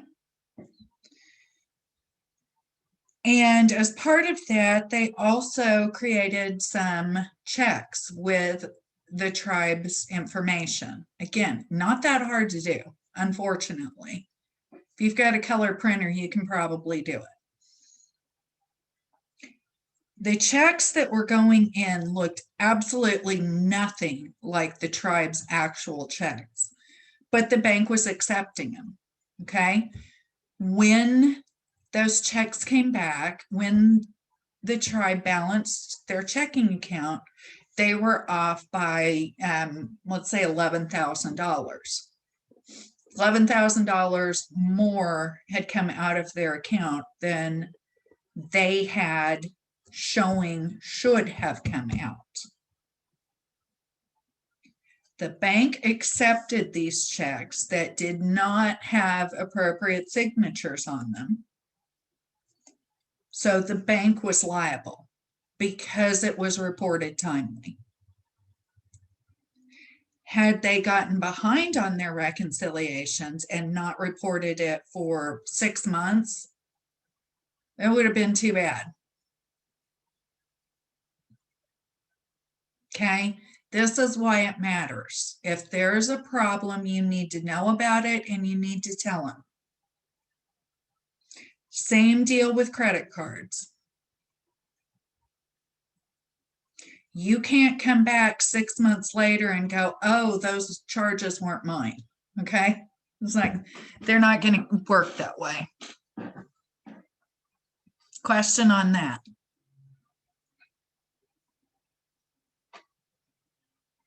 Those of you who are in finance, are you bonded?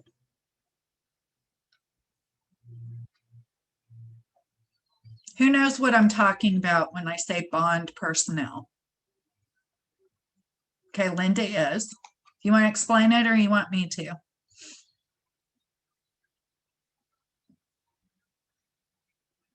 It's basically an insurance policy on anybody who is handling cash. We are providing insurance that we've done the background checks and we believe that this person will do exactly what they're supposed to do. And if they don't, we will pay you for whatever they take. Any cash handlers should be bonded.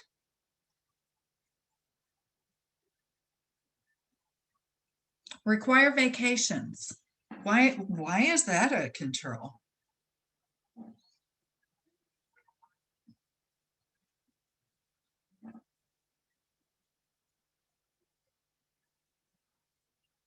I mean, come on, that's like the best internal control ever. You have to take vacation.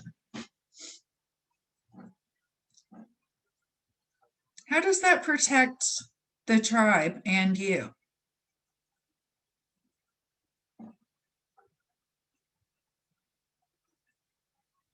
Yeah, because you're going to find out what the employee did and didn't do. Got it. You should always have people cross-trained. I mean, stuff happens. People go on maternity leave, people take vacations. Sometimes people take other jobs, and you want somebody to be able to step in and do their job, particularly if they are at all involved in anything to do with cash, with checks, anything like that. I should be able to have the same results, especially with COVID. Yeah, this is one, like I said, I think this pandemic has really shown where you have control weaknesses by the fact that when your staff gets sick, who's stepping in? Are you still able to function? Or are you not? And think about how that's worked out for you as an organization and what steps you can take to protect yourself in the future. Because while we desperately hope we're almost through this pandemic and we don't see another one in our lifetime, we will still have people who go on vacation, who take maternity, paternity leave, who, get sick and are out for an extended time period. One of my good friends yesterday tripped in the doctor's office and broke her foot and can't put any weight on it. Okay, well, that's certainly an unplanned out. What would you do if that was your finance director? That's what you're looking for in your policies. This is how the internal control system is developed and works. How do we keep functioning? Because your tribal members still need the services. And anybody who's working still expects to get paid. So how are you going to continue to move forward?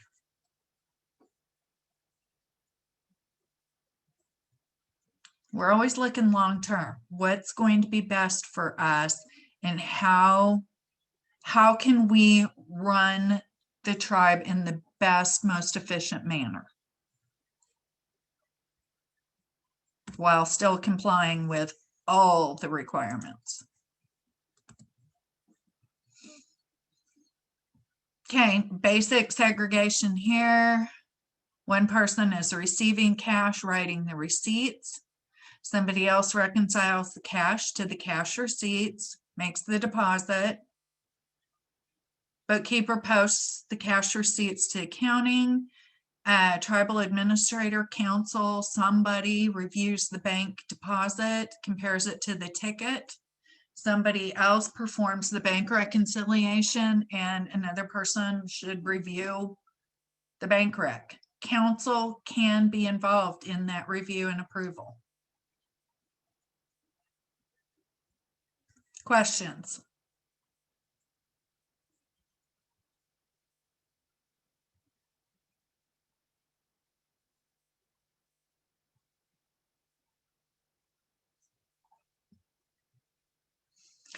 Why are cash receipts, giving somebody a receipt, why is that so important?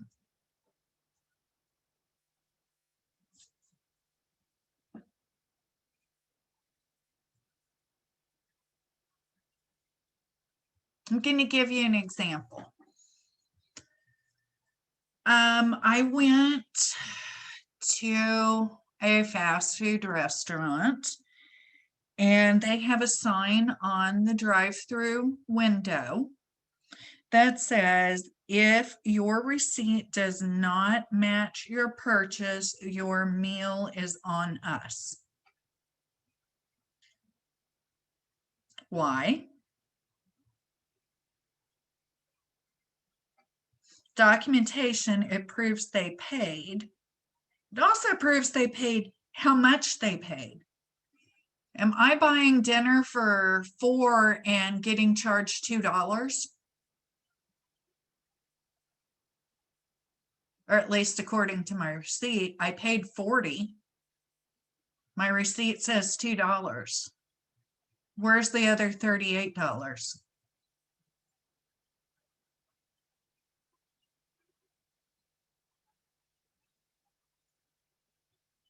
In the person running the drive-through window's pocket.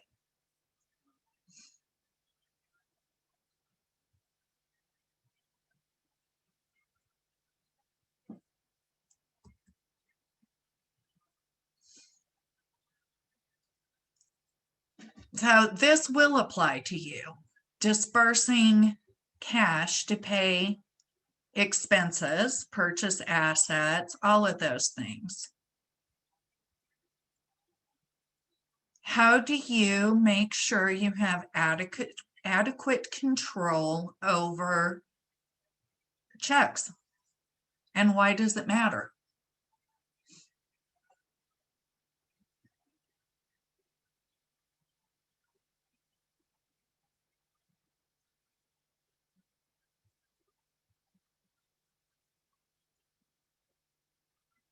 You always want to have a record of invoices paid.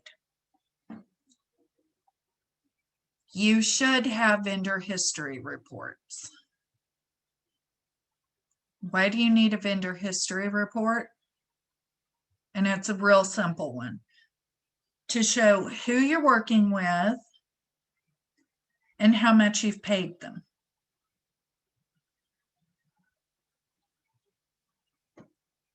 This matters on tax reporting and it matters on procurement.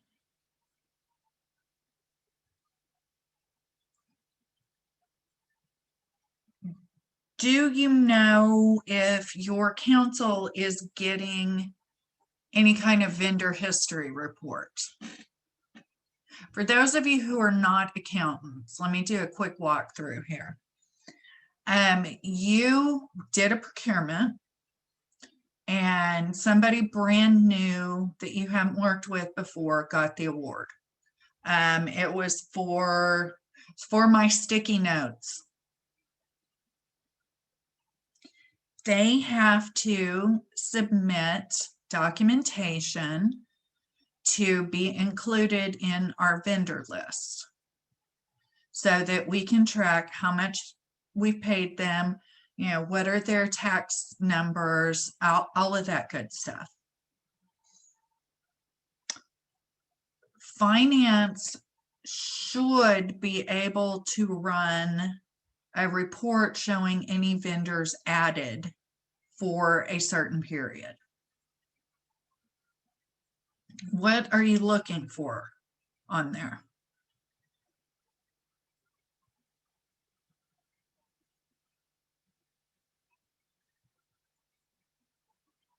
Do I know who this is?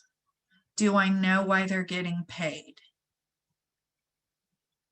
And I'll tell you another thing that you should be looking for when you're looking at vendor history is how many times do we have the same vendor in here?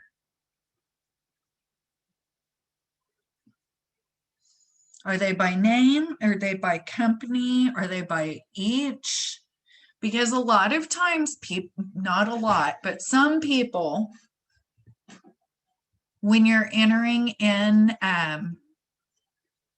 to do a payment, you should be able to enter like the first 3 letters and it should come up. And if it doesn't,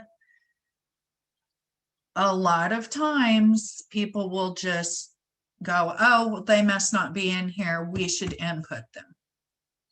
Why does that matter? Because when you're creating 1099s at the end of the year, how do you know you're getting all of their information together? A tribe I work with had me in there under 4 different names. One is my company, one first and last name, one first name, middle initial, last name, and one with my name, comma, CPA. Was that a mess for me? Yes. Was it a mess for them? Yes. Okay. How many of you still have pre-numbered checks?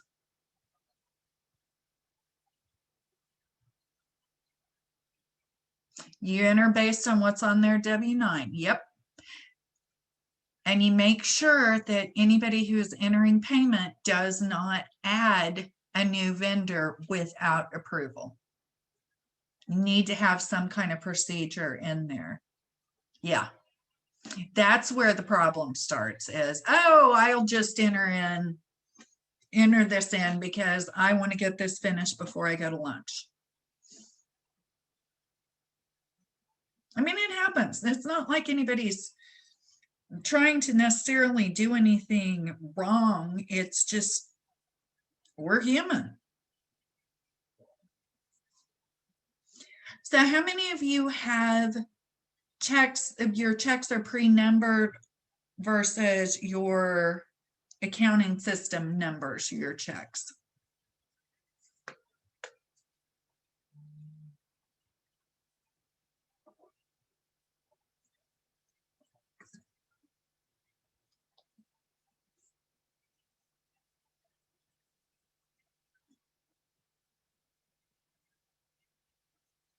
Why does it matter?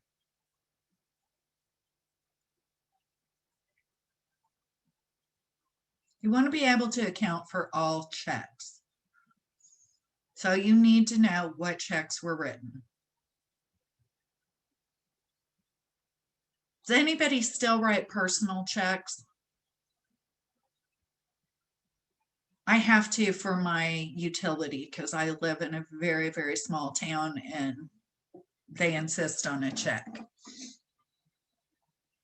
So I've had maybe one, I will write, let's say 2 checks a month.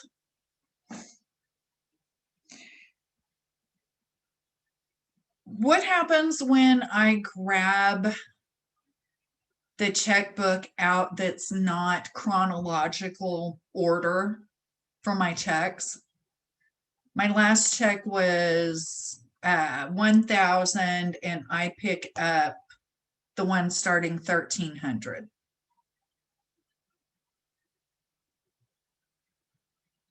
that going to be a problem?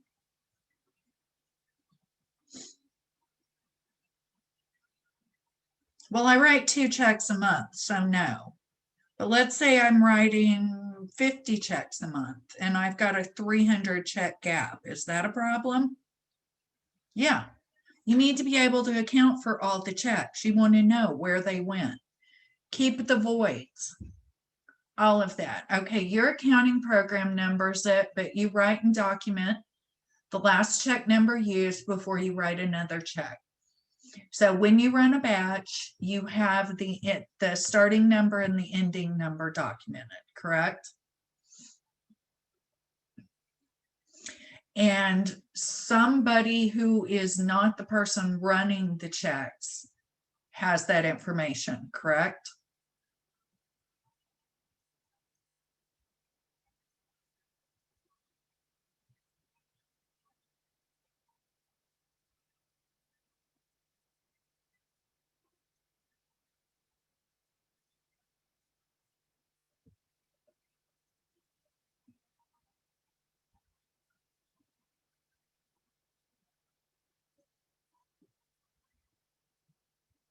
Why does it matter that it's somebody else? Just another level of control. Okay, finance is the only person who has that. Did your auditors check that? Did they pull that and say, hey, run me a list of the total checks you've written?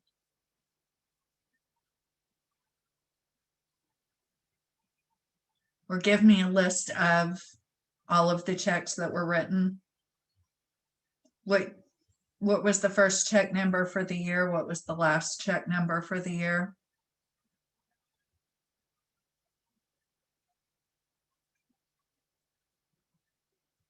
Yep. And they did it to verify the checks, including the voids. They want to make sure they know where are all of the checks you wrote. The paid check is your proof of payment.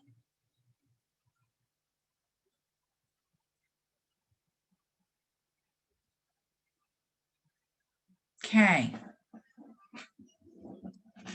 Questions on this? This is a lot of detail, I know.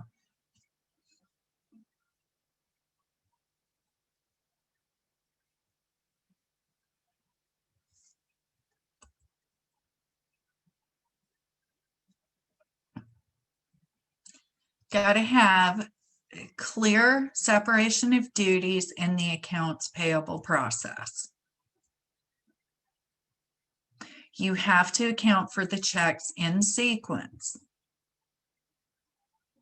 Every check should have an approved invoice that is coded correctly.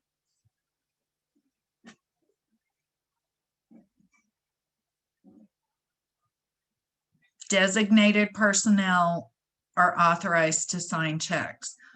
That is, for most people, it's usually counsel. And I love that because they're clearly not involved in the rest of the accounts payable check writing process.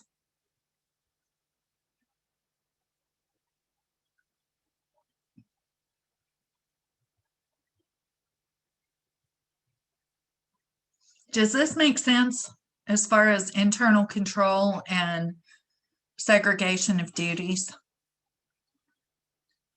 There are no dumb questions, I can promise you.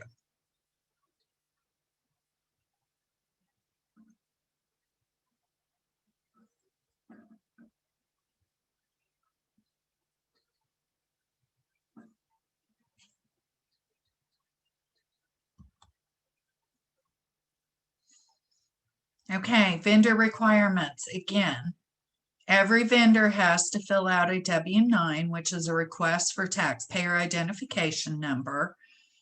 This is how you're going to pay them. You want to tie out their vendor ID to their 1099 because you have to send a 1099 for any vendors that make more than $600 in non-employee compensation.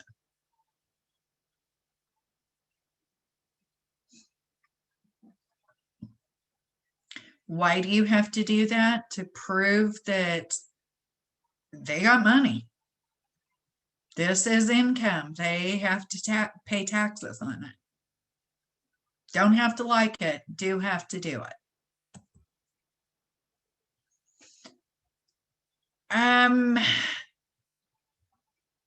I do love EFT. How many of you are using electronic funds transfers?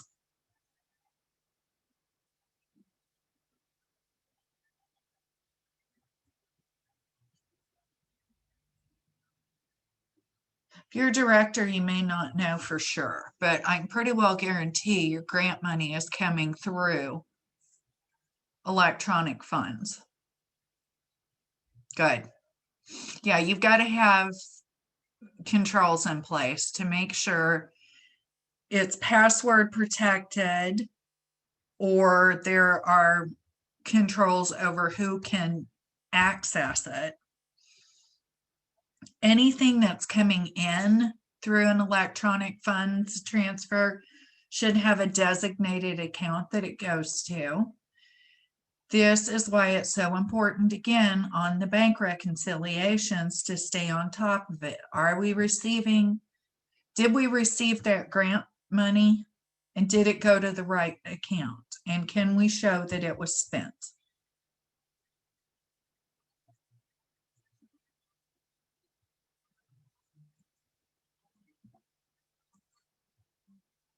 Can you imagine if your grants were still writing you checks? What's negative about that? Why do you not want to receive a check for a grant drawdown?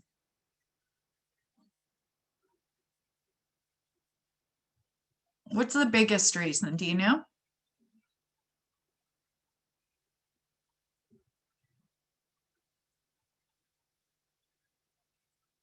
Time. EFT, you can have it the next day. If they're mailing a check, I don't know. You'll get it when you get it. And that's a really big deal when you're running a program that is reimbursable. You've already spent the money. You want to get your funds back as soon as possible. How many of you are running credit cards? Directors, how many of you have access to credit cards? Do you run them for everything or just travel, or how do you do it?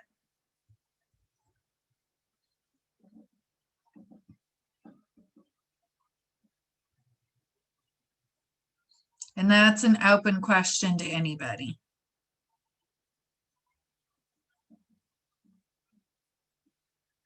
You doing travel and small purchase or micro purchase?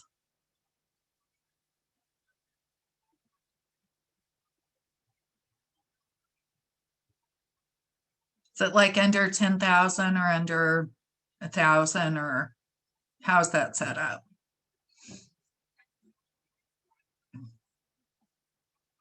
Okay, we've got client services, travel and supplies under 200 or 2,000? 2,000, okay. So I could take the office credit card and go buy all the sticky notes I wanted as long as it stayed under $2,000. So I want a lot of them with an approved PO. There you go.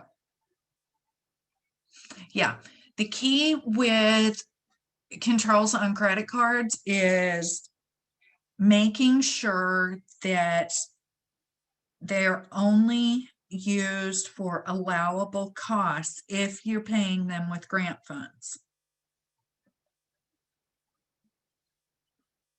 Which means what? A lot. You got to have it reconciled timely. You need to check, make sure everything in there is allowable. You want to make sure it's paid in full because, as you will learn tomorrow, any interest and late fees are not allowable costs for grant funds. What I have a lot of tribes doing, which I completely support, is they pay the original credit card statement with tribal money and then reimburse the allowable costs with grant money. You can do that. Why is that a good thing?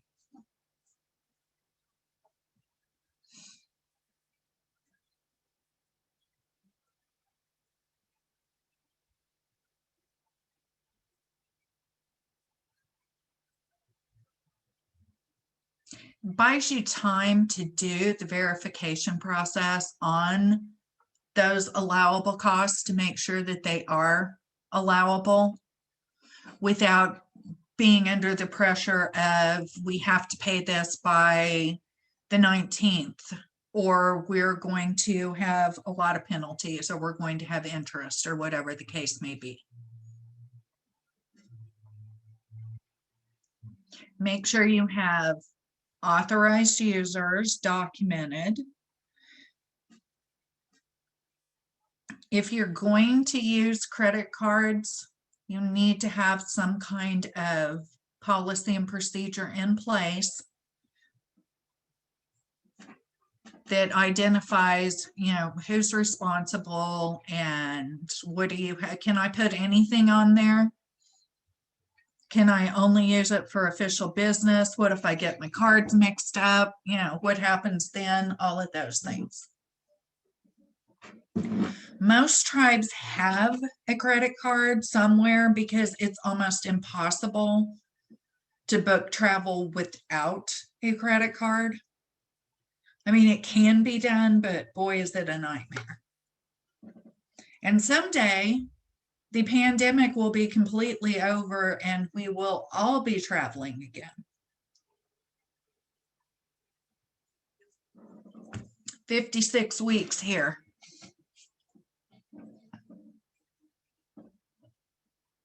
Okay, any questions on this?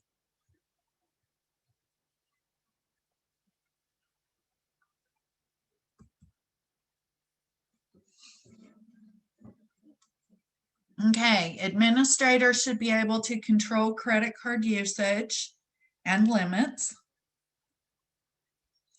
Again, you've got to clearly outline the responsibilities of the cardholders. Make sure they sign an agreement and acknowledgement of understanding. Don't be afraid to take it away. If they can't behave with it, then take it away. No cash advances should be in your policy on this. Under any circumstances, there should never be cash advances done.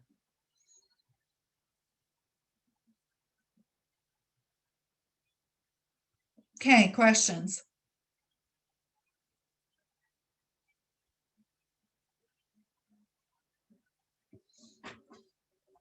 Another option that I see a lot is credit cards are kept in the safe and only issued out for travel. So if you're not, once you have an approved travel request and everything is booked, then you can turn that in and get a credit card. But other than that, you don't get one.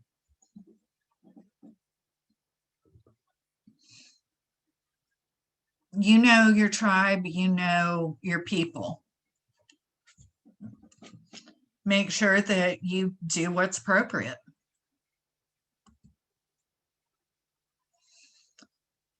Bank recs have to do timely. You need to do this monthly.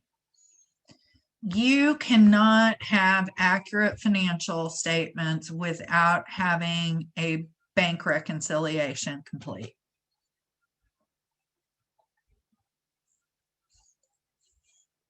Also about accountability. If there's a problem,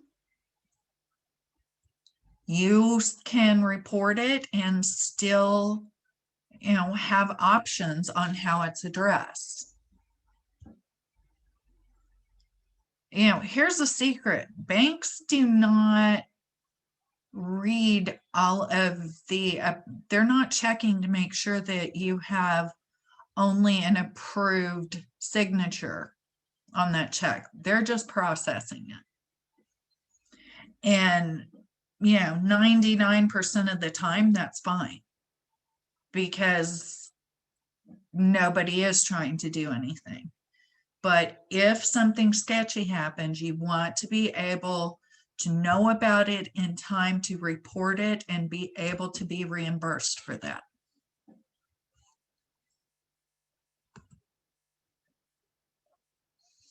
Okay, basic procedures. Receptionist, office manager, whoever it may be, will receive and date stamp the bank rec.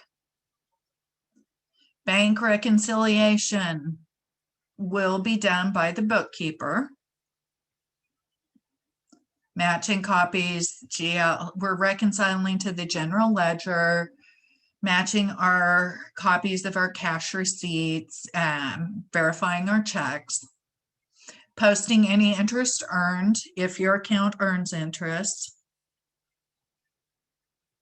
attach the accounting system generated bank reconciliation to the bank statement. Your administrator, your CFO, whoever it may be, possibly your counsel, will review and approve the bank rec.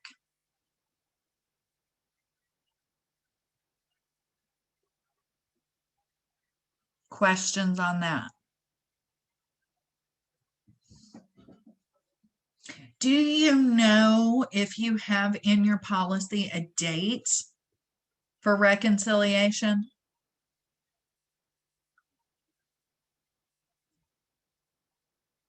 Like, do you have to have it completed by the 10th of the following month? Or the 5th, so you can produce financials? Do you have that, or do you know?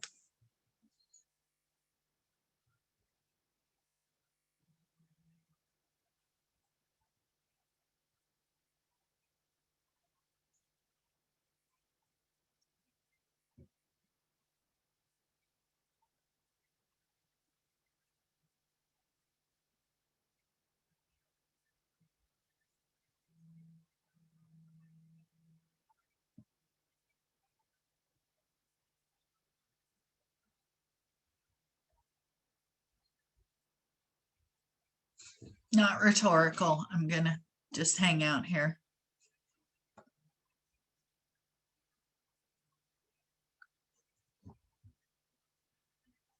Do you have a processing date for your financial statements? That they have to be available by council meeting or by the 5th or whatever the case may be. Usually, I don't see many beyond the 15th of the following month.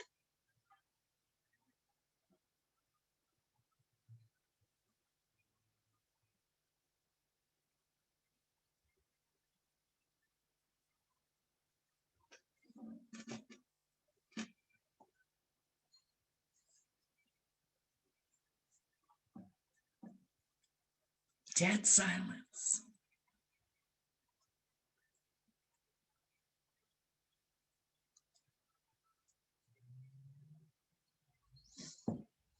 Okay, you're not finance, so you don't know. Do you have a date when you're supposed to receive a financial report?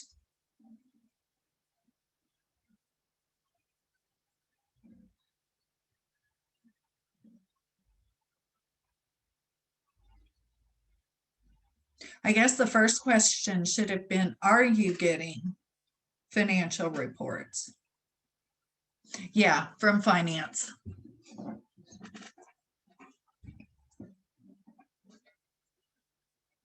Are they giving you a financial statement like a budget to actual every month?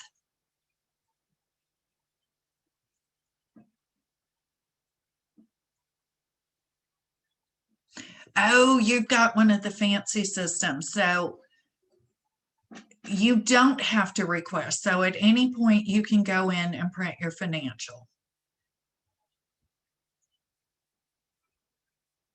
You're supposed to start getting them regularly and automatically, but can request as needed.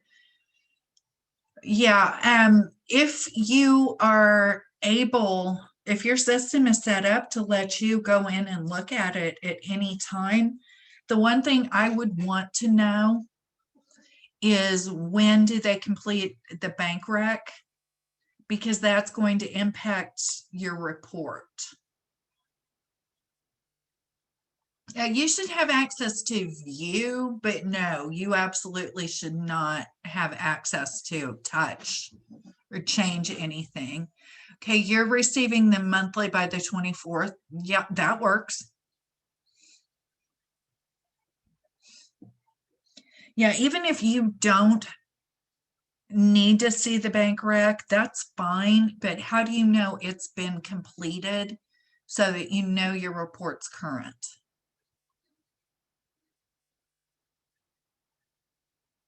Because, yeah, there needs to be a way for you to know, because you can't have an accurate financial statement without a complete bank reconciliation.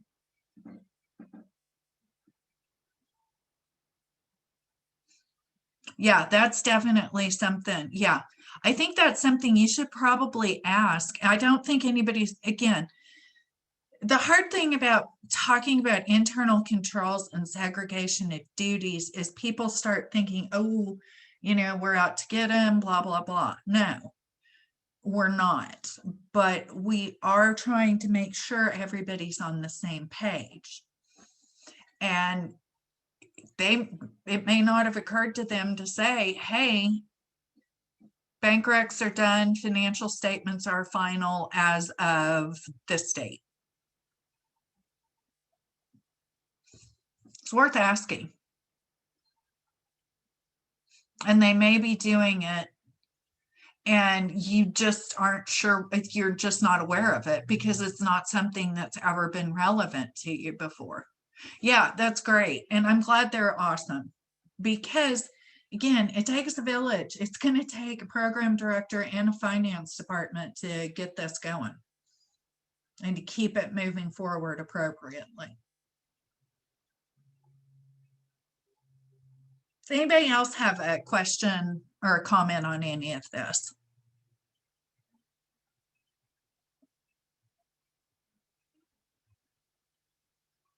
Yeah, and the thing you can do to support your finance team is review timely and get back to them with any questions, or just tell them, hey, everything looks good, thanks, bye.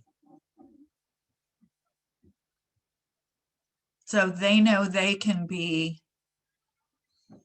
moving forward too. Yeah, I mean, as far as having the bank reconciliation, depending on how you're set up, you may not need access. If you're running all payroll and everything all through the same bank account, I would understand why they'd limit your ability to view that. Again, you should never have the ability to change any of that bank rec information. If it's just your grant, then you should be fine to view only. But you don't want to be able to touch anything in there. Yeah, but you need to know that it's complete for your review purposes, because again, we're doing this because 2 CFR 200 says we have to do these things to run a grant.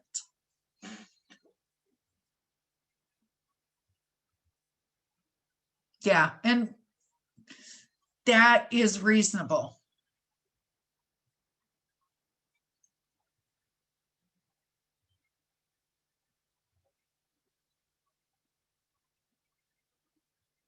A lot of good questions. Anybody have any before we move on?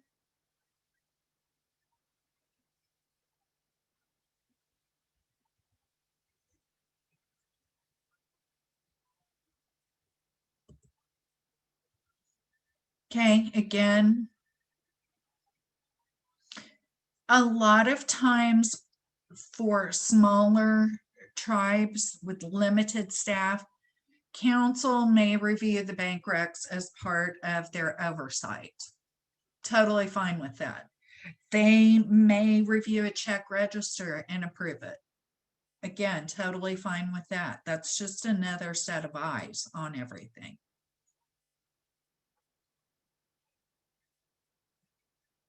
I'm sure nobody in here would think this, but there are some tribes who, when I say that, are like, I don't want council looking at all of that because they're going to ask questions.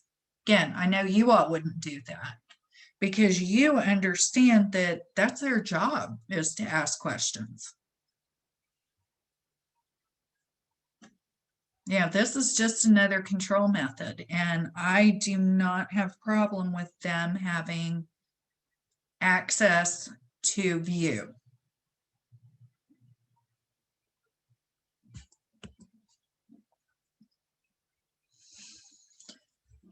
Electronic statements. I mean, does anybody even get paper statements anymore?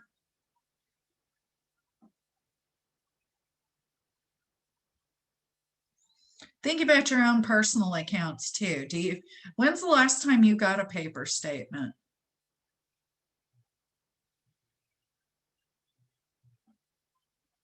I don't remember the last time I got a paper statement.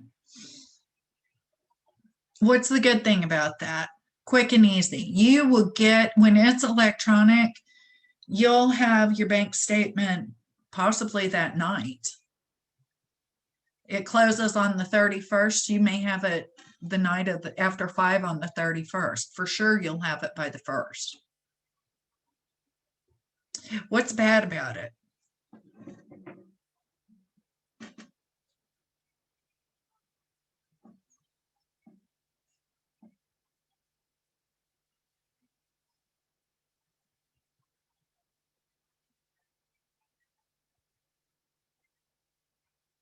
The only drawback is you no longer get a physical copy or a physical check, a cleared check, which has a lot of information on it, such as who was the check written to and who cashed it.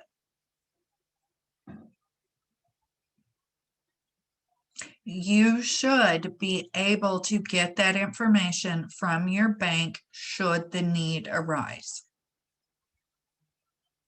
When would the need arise?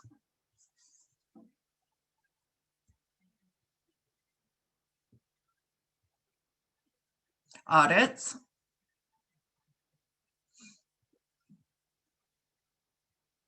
When else? There's a discrepancy. Somebody says they never received the check and I am sitting here holding it in my hand. I would definitely need a copy of it then for that person. And I'd also verify it was written to the right person and it was endorsed by the right person. Does that make sense?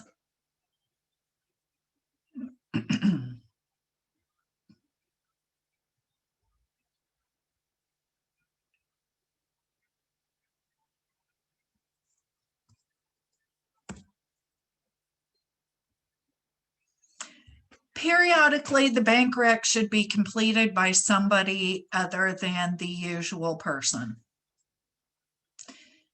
If they're not going to do that, at least have somebody review the checks, outstanding checks, deposits, all of that. Show me the support for this amount. Why do you need to see that? Make sure it's right. Do we have outstanding checks? And if so, should they be written off in accordance with our policy? Do we have a deposit showing as outstanding? Do we have all of our deposits the right amount? Can we confirm deposit slip to the bank statement?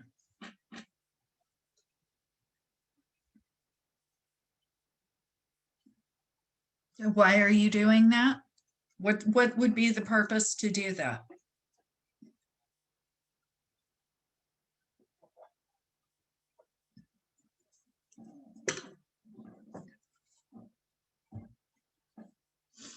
What's your point in doing it?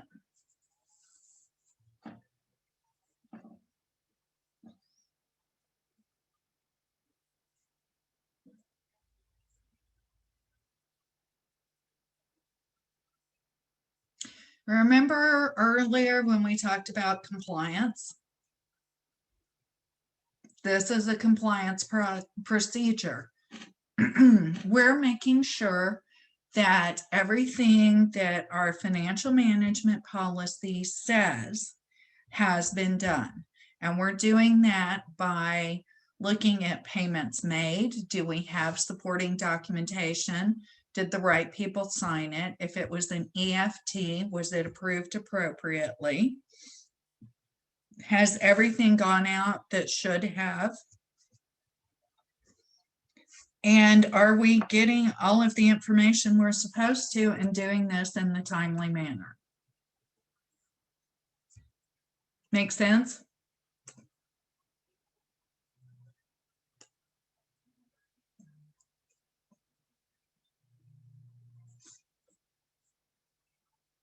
Again, you're not trying to catch somebody doing wrong, okay? You're verifying that they are doing right. And if not, what steps need to be taken to bring the system into compliance. Does that make sense? Hopefully.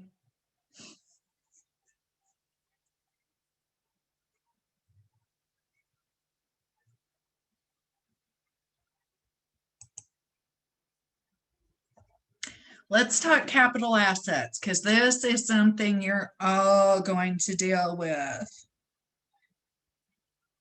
Because somewhere you have an asset.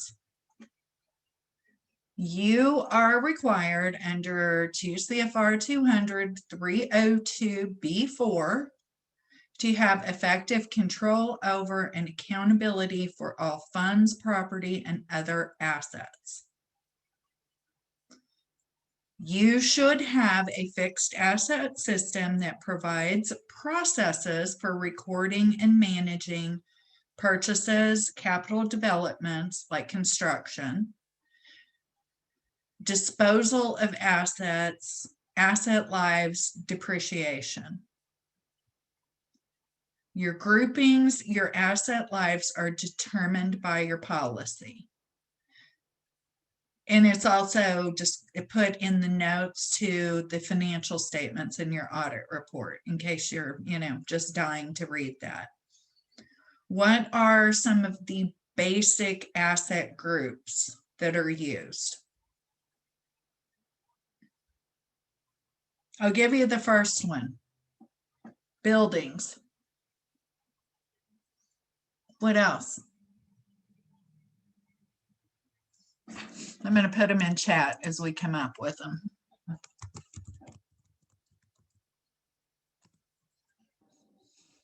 What's another asset group?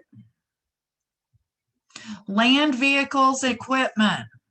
Well, dang, y'all already put them in chat, so I don't have to. I'm happy about that.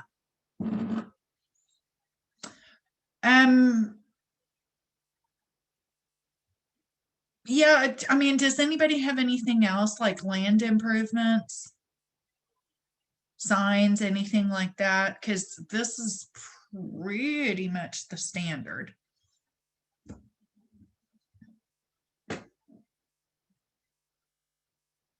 Oh, you've got infrastructure, lucky you.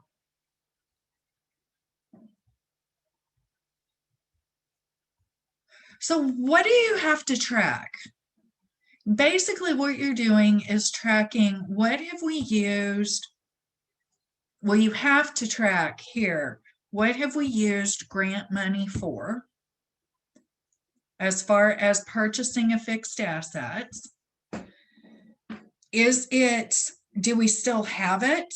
Is it in decent condition? Is it time to replace it or dispose of it? How do you find that out? How do you determine its condition?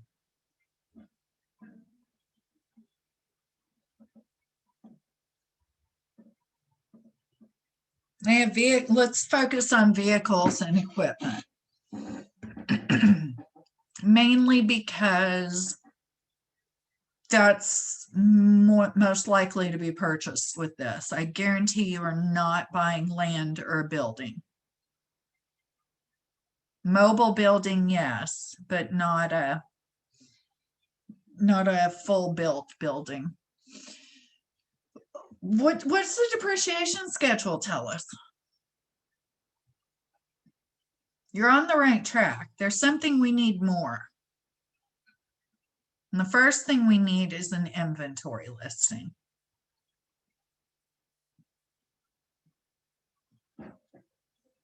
The depreciation schedule and the inventory listing are both going to give us what's the life expectancy and how long have we had it.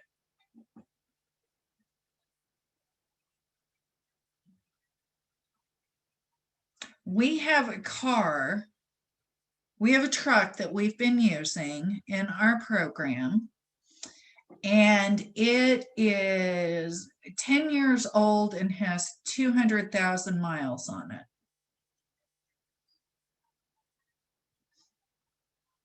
What's the usual life expectancy of a vehicle?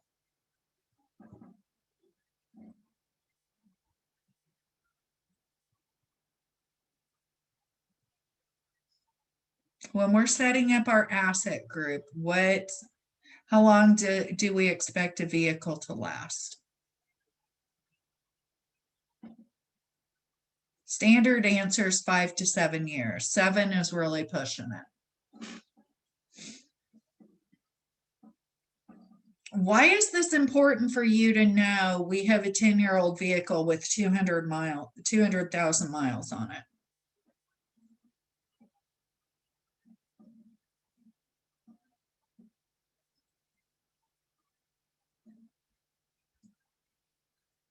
safety.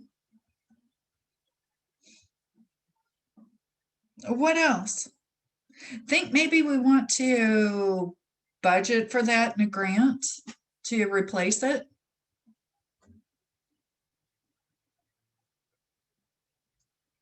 Or no, we'll just throw our elders in that passenger van that, you know, no longer has shock absorbers.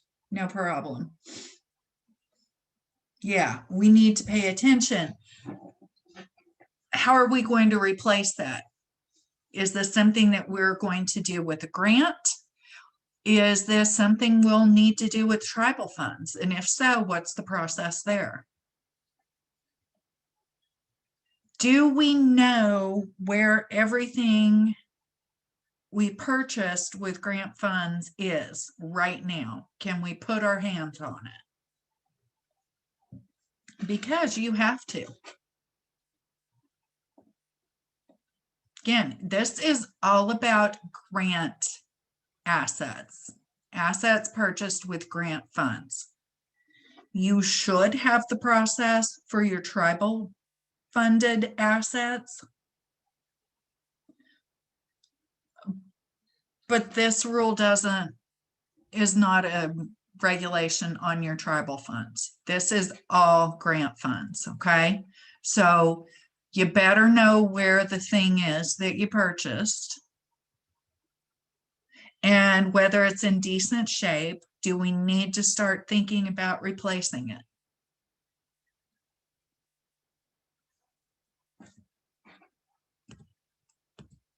And can we show that it has been used for grant purposes?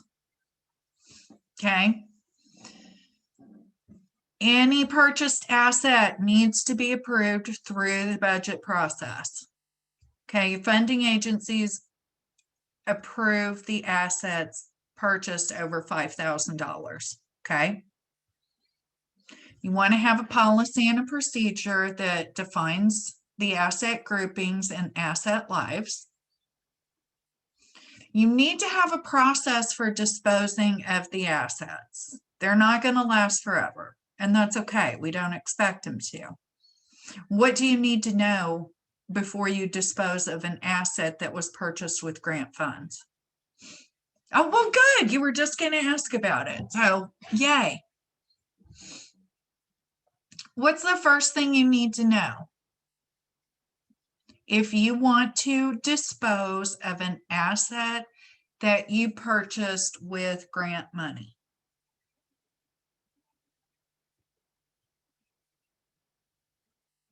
What are the federal agency's rules on it?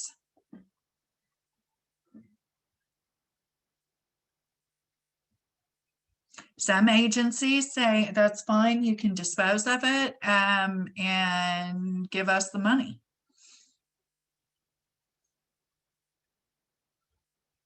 Some say you can do it as a trade-in as long as you notify us.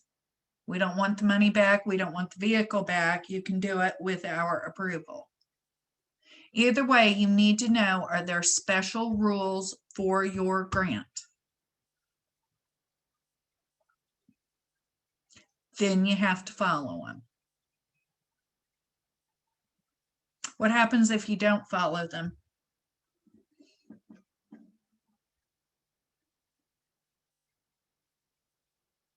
Gonna write a check because you'll wind up paying that back if you do not follow the disposal rules for your funding agency. Yeah, non-compliance, question costs, get the checkbook out.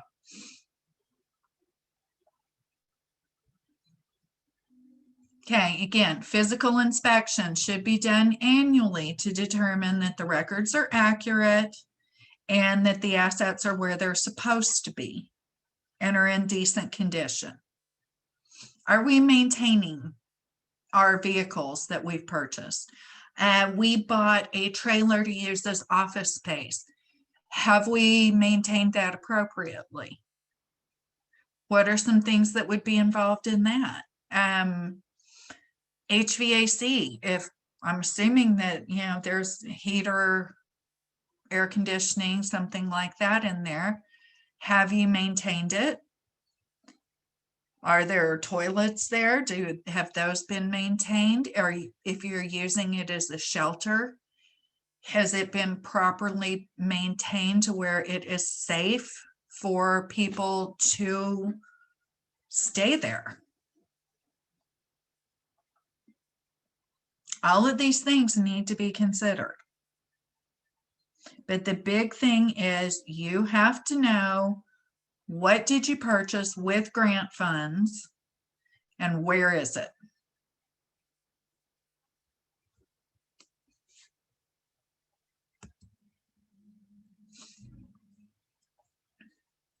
Okay, if it is something that was more than $5,000, needs to be capitalized and depreciated, assuming it's going to last longer than a year. Okay, these are the common categories and pretty common life expectancies. I'd say automotive is stretching it with 7. I would probably drop it to 5, but a lot of people do keep it at 7. Furniture, fixtures, and equipment, usually around 10 years. Buildings, really would not be less than 20 years and not more than 50. 30 is usually a pretty good average. Why don't we depreciate land?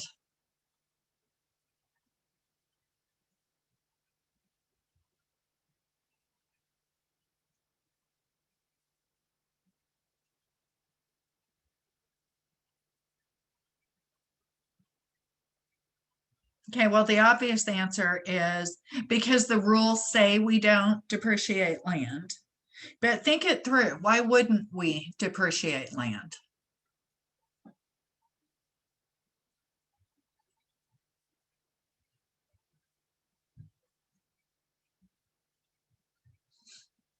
What do you have to do to land to maintain its value?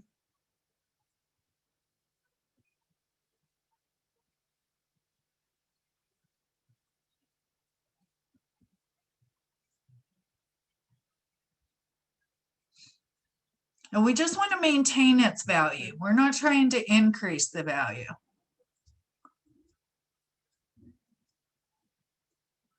Nothing. Land holds its value. Does walking across the land make it lose value? No. No, it does not. Do buildings eventually need repairs, replacements, that type of thing? Yeah. Eventually you're going to have HVAC go out, a hole in the wall, or the roof's going to leak. Something's going to happen. Land stays good forever. Okay, makes sense?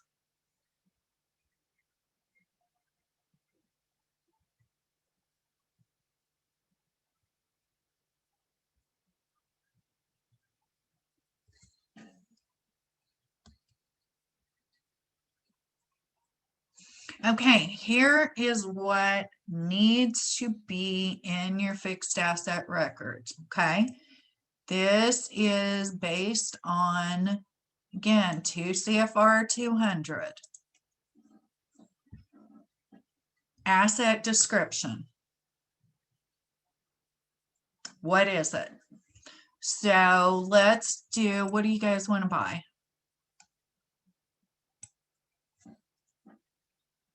If you leave it to me, I'm buying a truck.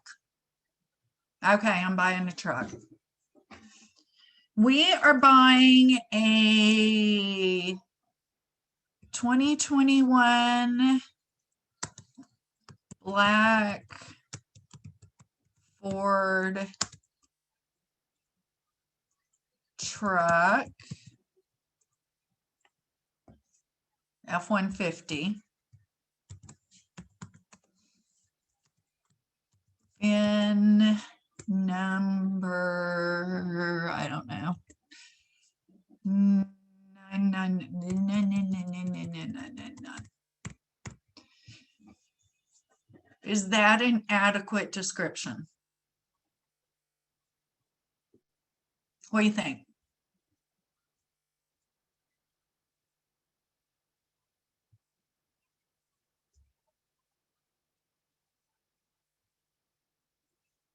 If not, what would you add to the description?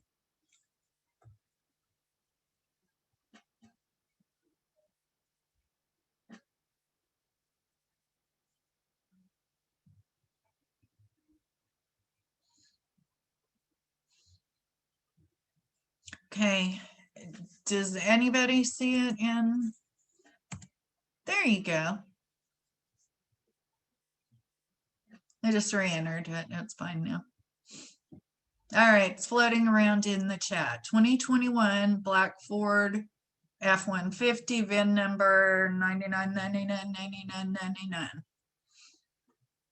Is that adequate?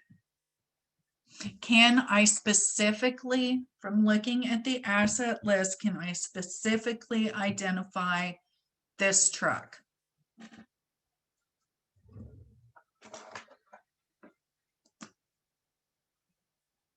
I thought it was pretty good. What would you guys add?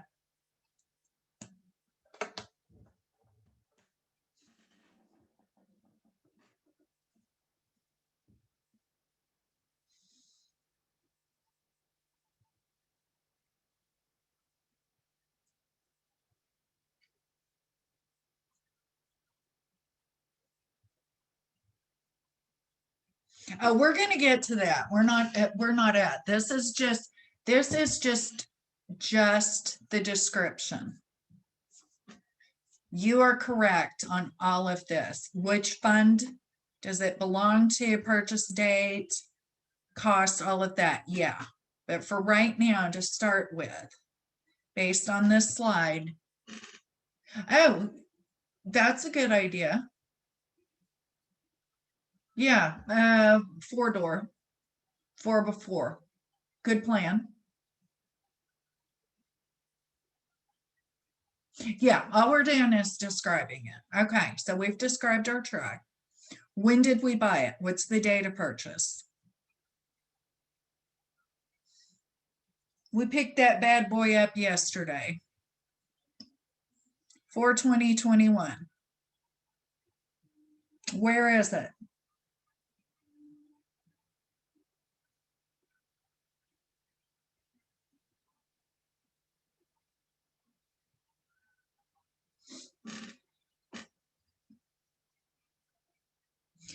Kept in the motor pool. Now we got it.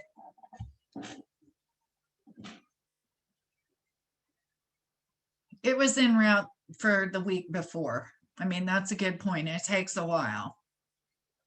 But now we got it. We picked that thing up yesterday. Starting miles were 4.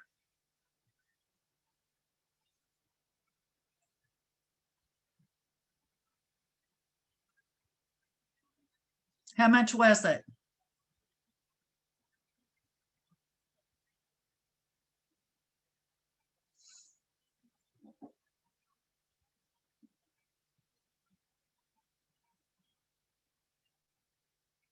I have no idea right now how much. I should know this because I've been helping people buy cars recently.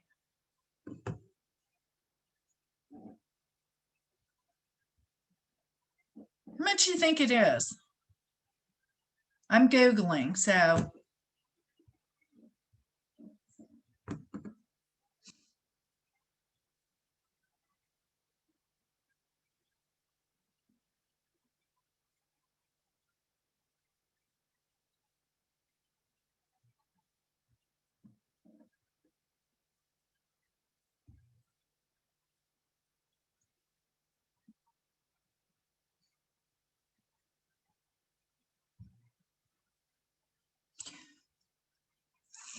$55,000. Yeah, that's actually a really decent guesstimate. You can get one here about 45,000. And I saw something on the news the other day that if you're buying a vehicle, you're going right now, you'll wind up paying sticker price.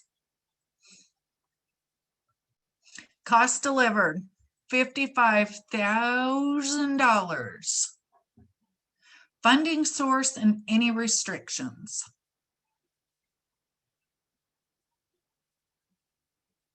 OVC was our funding source this time. Any restrictions must be used for OVC program only. Depreciable life of the asset. What do you want it to be? You want to go 5 years or you want to go 7 years? You want to go 7 years. See, 5 would have been easy for depreciation.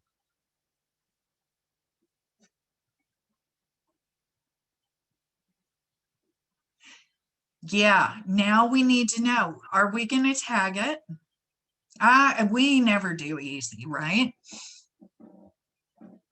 Yeah, I think that's good. You need to have, what's our tribal log number? Tribal tag. I mean, at some point the sucker better be tagged, right?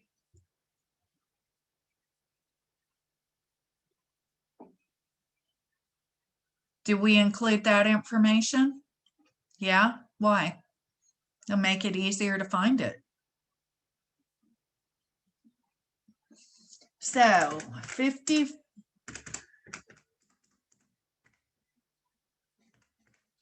So the depreciation on this car or on this truck is roughly 7,900 a year.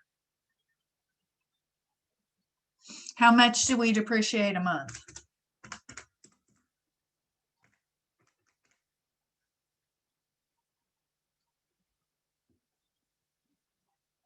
How do you calculate that?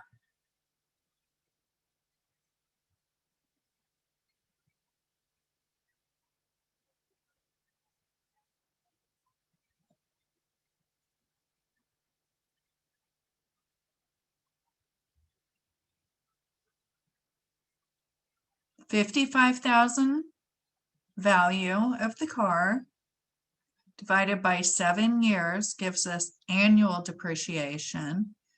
Divided by 12 gives us the monthly depreciation. Why do we need monthly? Because we have to depreciate. And we're going to depreciate by month. Could you depreciate by day? Yes, but don't. That would be a nightmare. And the additional information received isn't going to provide enough value for the work that would be involved. Okay, so we're just going with the month. Okay. We have to detail all of this out in our fixed asset records. How many of you are using, well, if you're not in finance, you may not know the answer. You can either do this through an accounting module, or you can do this like as simply as just a spreadsheet, just an Excel spreadsheet. This on this slide details the information you have to include, okay?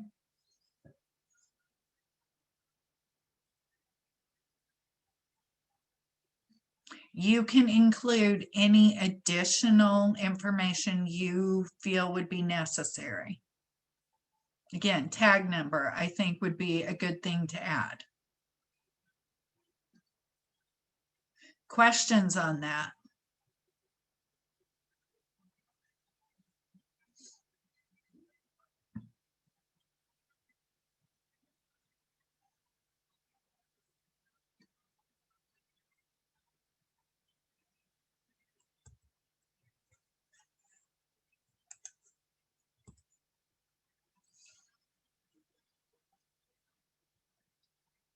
So what are we going to reconcile this to?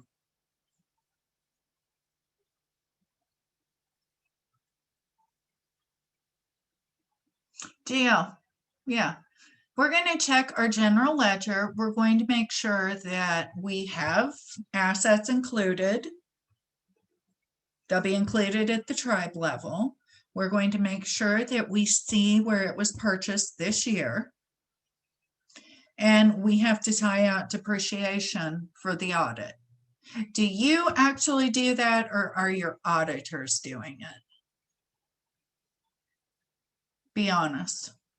Technically, you're supposed to, but I'm curious. We always had to. We being as auditors. But that's been, well, last time I audited was about the time this came out. Both. Okay, that works. Okay, questions on this? The big things here are making sure you have the list, making sure that you do the inventory and physically put your hands on the things that are included on your fixed asset list. Make sure you've got your depreciation and make sure you've noted any restrictions. If it can only be used for your program, you need to note that.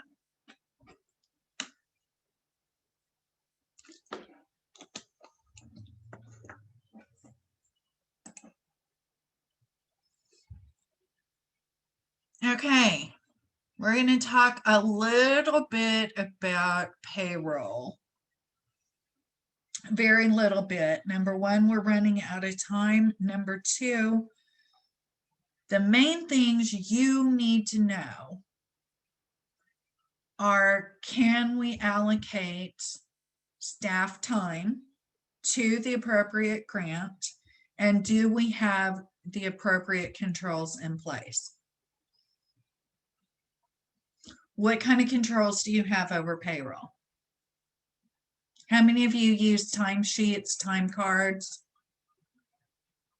versus like some automated procedure like a thumb scan or face scan, eyeball scan, badge scan?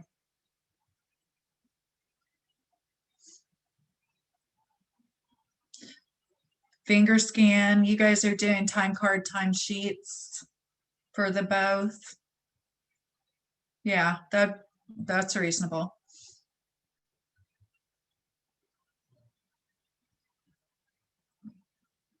So the employee somehow checks in and out and allocates their hours, assuming they're on more than one program.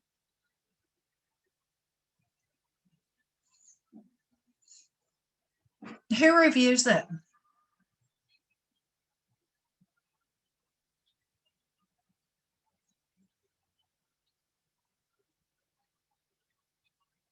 Do you just take the employee's word for it, or is somebody reviewing and signing off on it before it goes to be processed, or what are you doing? Yeah, employees should sign, supervisor needs to sign. Why?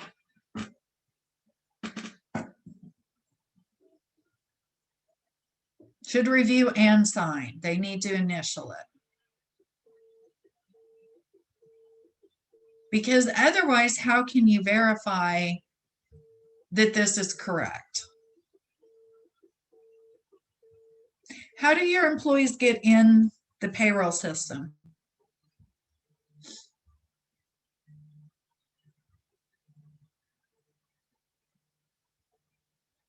I've already been hired and I am going to work on this program.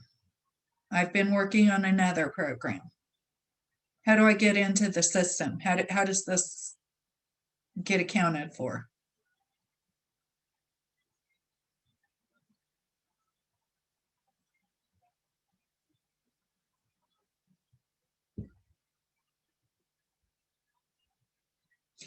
should have some kind of a payroll action form.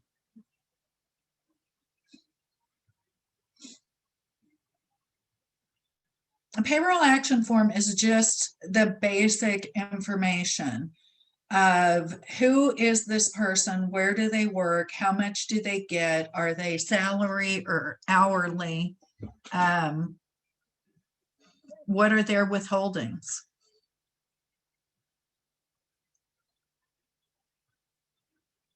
Who initiates that? And the correct answer should be human resource. Yeah, HR. Why HR and not payroll?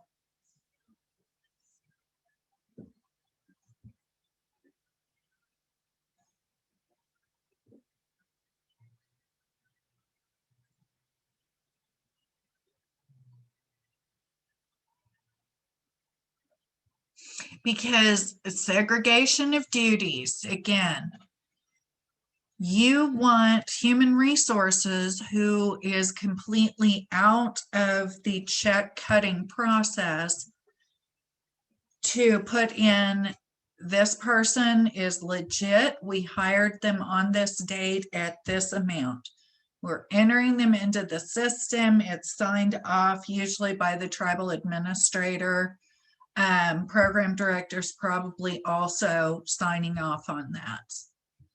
So here's our information to add them to our payroll. Make sense?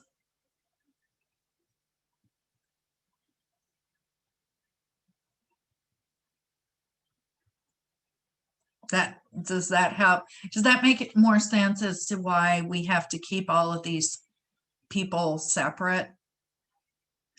Because if I can go in and put in people by myself, who's to say I didn't just go in and give myself a raise too?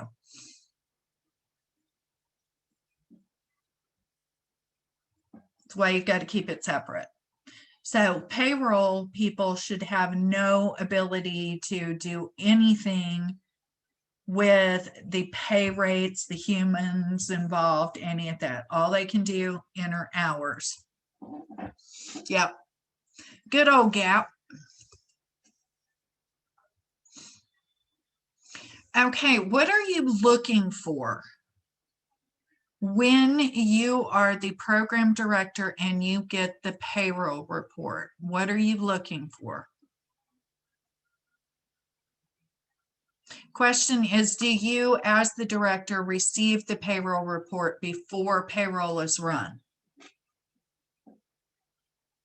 After the payroll department does the input? Y'all don't receive it? Who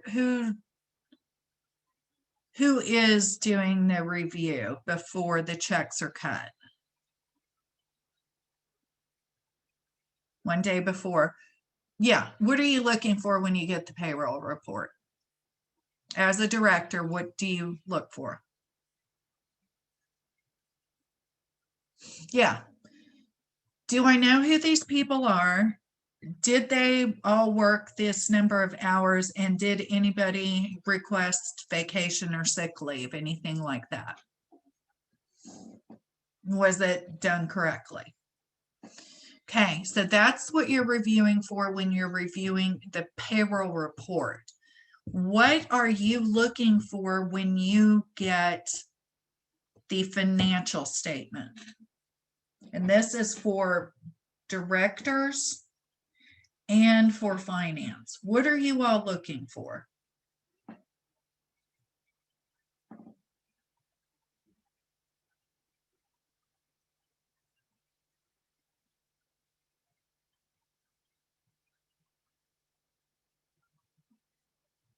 The big thing I want you to look for is to make sure that the accounts payable for taxes clear. Taxes are withheld, become a liability, then they get paid, and that liability should zero out. Okay, that's what you're looking for. making sure the employer portion has been included.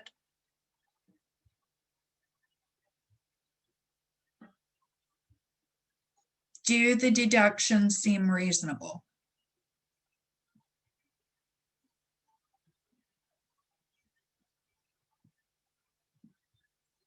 Does that make sense? Mostly?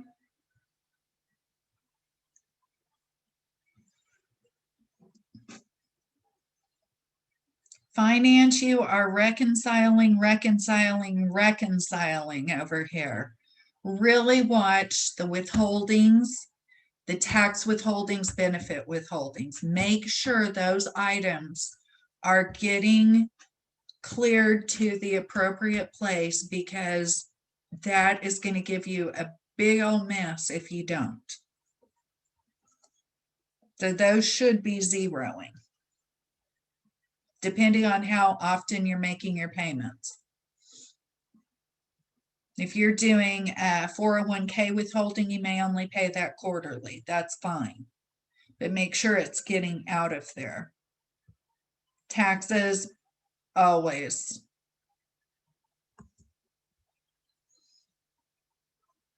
Again, timesheets, make sure they're signed by the employee and reviewed and approved by the supervisor.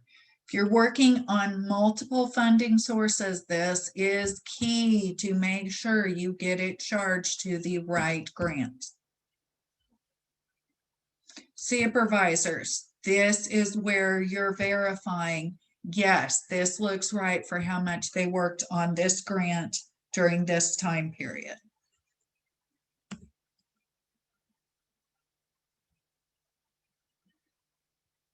Track the different kinds of leave, actual hours worked. Again, make sure that they are signing in and verifying. Quarterly filing, directors, that's not your problem. Financial people, of which we have 3. Do you have any questions on the tax reporting, tax filing?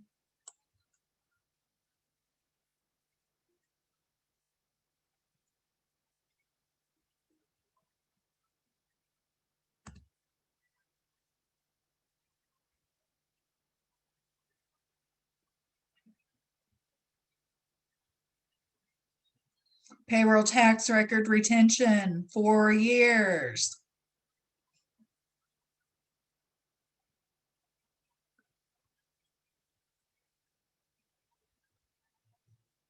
Why am I skipping this I-9 W-4? Because as a director, you're probably not dealing with it. As finance, you're definitely not dealing with it. That should be coming HR or tribal administrator.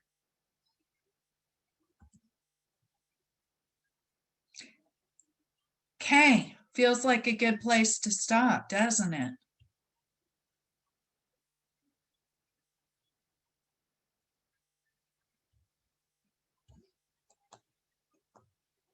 Three minutes early. We're going to pick up tomorrow with auditors must report audit findings. We're going to flow right into allowable costs, cost principles.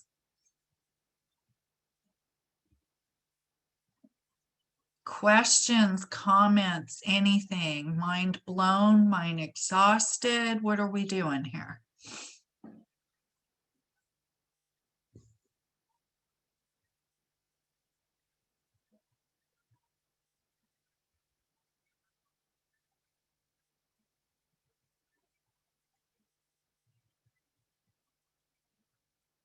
It's a lot of information, I know. And again, this is more of a highlight than an actual in-depth. We can always get you more assistance if needed.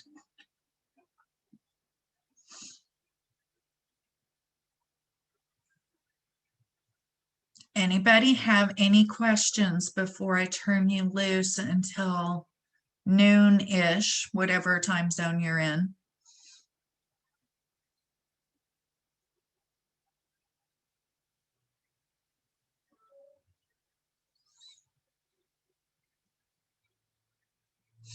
Hey, bring them in.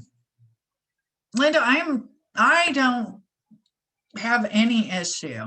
Yeah, May, Joey, is it 19th, 20th? Do you know? I'll look it up. One second. Look it up and find out for sure. Good. I'm glad you're getting some helpful information out of this. I hope everybody is getting some helpful information out of this. Thank you for giving me 4 hours of your day today. You are now free to run. I'm going to hang out for a few minutes if you've got any questions. Otherwise, I will see you same time tomorrow. It is the 19th, 20th of May. 19th and 20th. Thank you. I'm glad you guys came in. Yeah. Have a good night, everyone. Yeah, have a good night. Joey, don't throw me out yet. I won't.